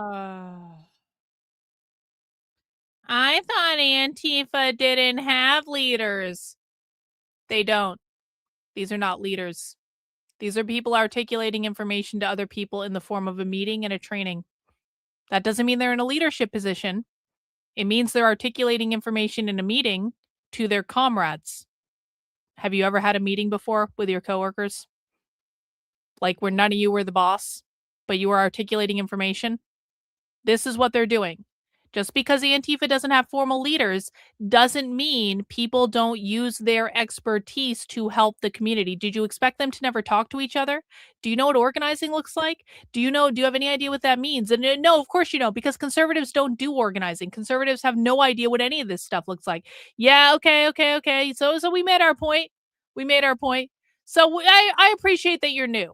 But you really you got to hinge into reality. Just because you see someone presenting in a meeting doesn't mean they have any official authority over anything. They're just literally presenting information to their comrades. That's it. Search or something. Okay. So we are out of time, folks. I'm going to pass it over to Christina to take us out. I am sorry that we are crunched on time. Thank you so much, Kevin. So thank you all for being here. We have two special invitations. One is to do a meaningful donation to Housing Oregon. You go to our give them webpage, money. You can do a meaningful donation there. Great also idea. consider donating to Oregon Law Center. They are also a nonprofit organization and been helping a lot. So thank you again. Thank you to elected officials again for being here. And Mutual at Housing Oregon aid. webpage, we created a link that is called Keep Families Together, where the information that Brian was sharing about signs and resources is there. It's a tab that is called Keeping Families Together. So thank you all for being here, and show up to yourself and to your community. Yes. That's Thank you it. so much for having me. Show up for yourself and your community, even if they don't speak English, and prevent them from being deported, senor. So, how was everyone's anti-ICE training experience? Now, listen, this was not as comprehensive in some areas that I've seen in other anti-ICE trainings. So, in the anti-ICE trainings that I went to, they taught people how to identify ICE cars. They would do handouts with pictures on it saying, this is ICE, this is DHS, this is the police. They taught you what their cars look like. So they would actually get really kind of in the weeds on tactics and stuff. This stayed above that, and then it just instructed businesses and workplaces and schools and stuff like that how to prevent ICE to come in and to kidnap people on their property and stuff like that, thus impeding ICE operations. We also did learn that in the state of Oregon, apparently it is illegal for any government agency to help ICE. That's crazy. That's actually insane. Oregon has made it illegal for state agencies to comply with federal mandates regarding immigration. That's crazy. Yeah, we're going to be putting Operation Sandman into effect for January 20th. I'm going to give that some thought tonight. I don't have any more on that right now, but I want to thank everyone who came out today. I especially want to thank everyone who contributed to the channel, either in the form of a super chat or a channel membership. As a reminder, guys, I do stream Monday through Friday at 5 p.m. Eastern time. We do Socialism Saturdays on Saturdays at 6 p.m. If there is action on the ground in the evening, I will go live to cover protesting and sort of general unrest and stuff like that. We are keeping a very close eye on that, but but on the normal streams, I do want to keep our research going. I do want to continue to be monitoring the far left groups, what they're saying. I want to show you guys what the left is doing when they think people like you aren't listening. So I am going to try to stick to this type of content as much as possible. But of course, if there's action on the ground, we will be doing that too. Another way you can support my work, in addition to super chats and channel memberships, is by heading over to the Substack. That is Karlyn, Karlyn, .substack.com, where you can sign up for $8 a month, $80 a year. We got one more from Little Miss here. Karlyn, this explains why the police were limited in Portland at the protest. Yeah, I think so. I think so, little miss. Thanks so much for that.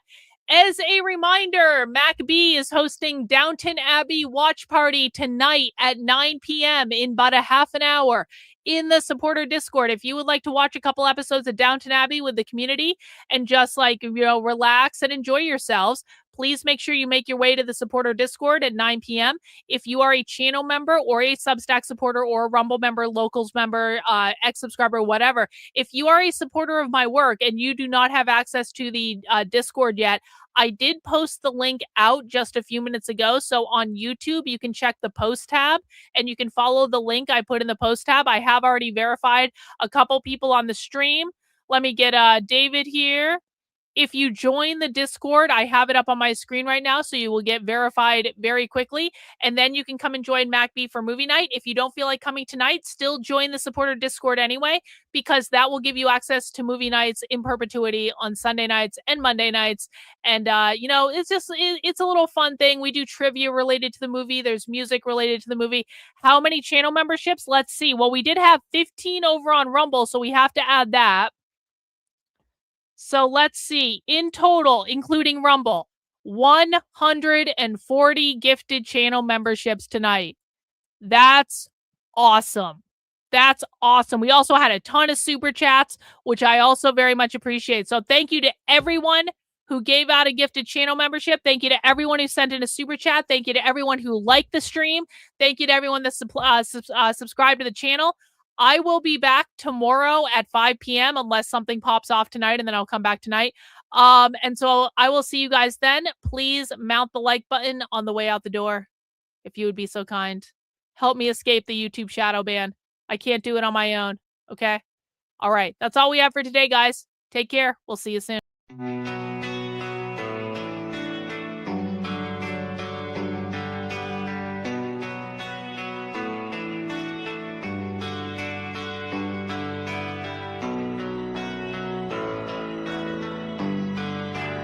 How are you feeling? How long have you been here? 3 months, May 17th. And what brought you here? That's difficult to answer.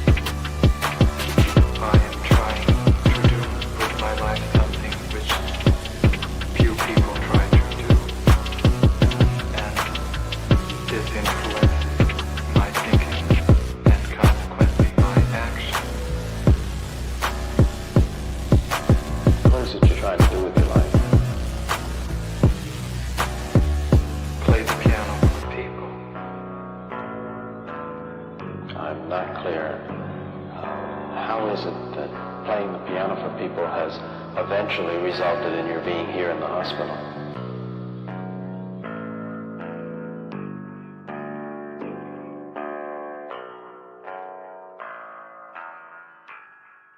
That's difficult to answer.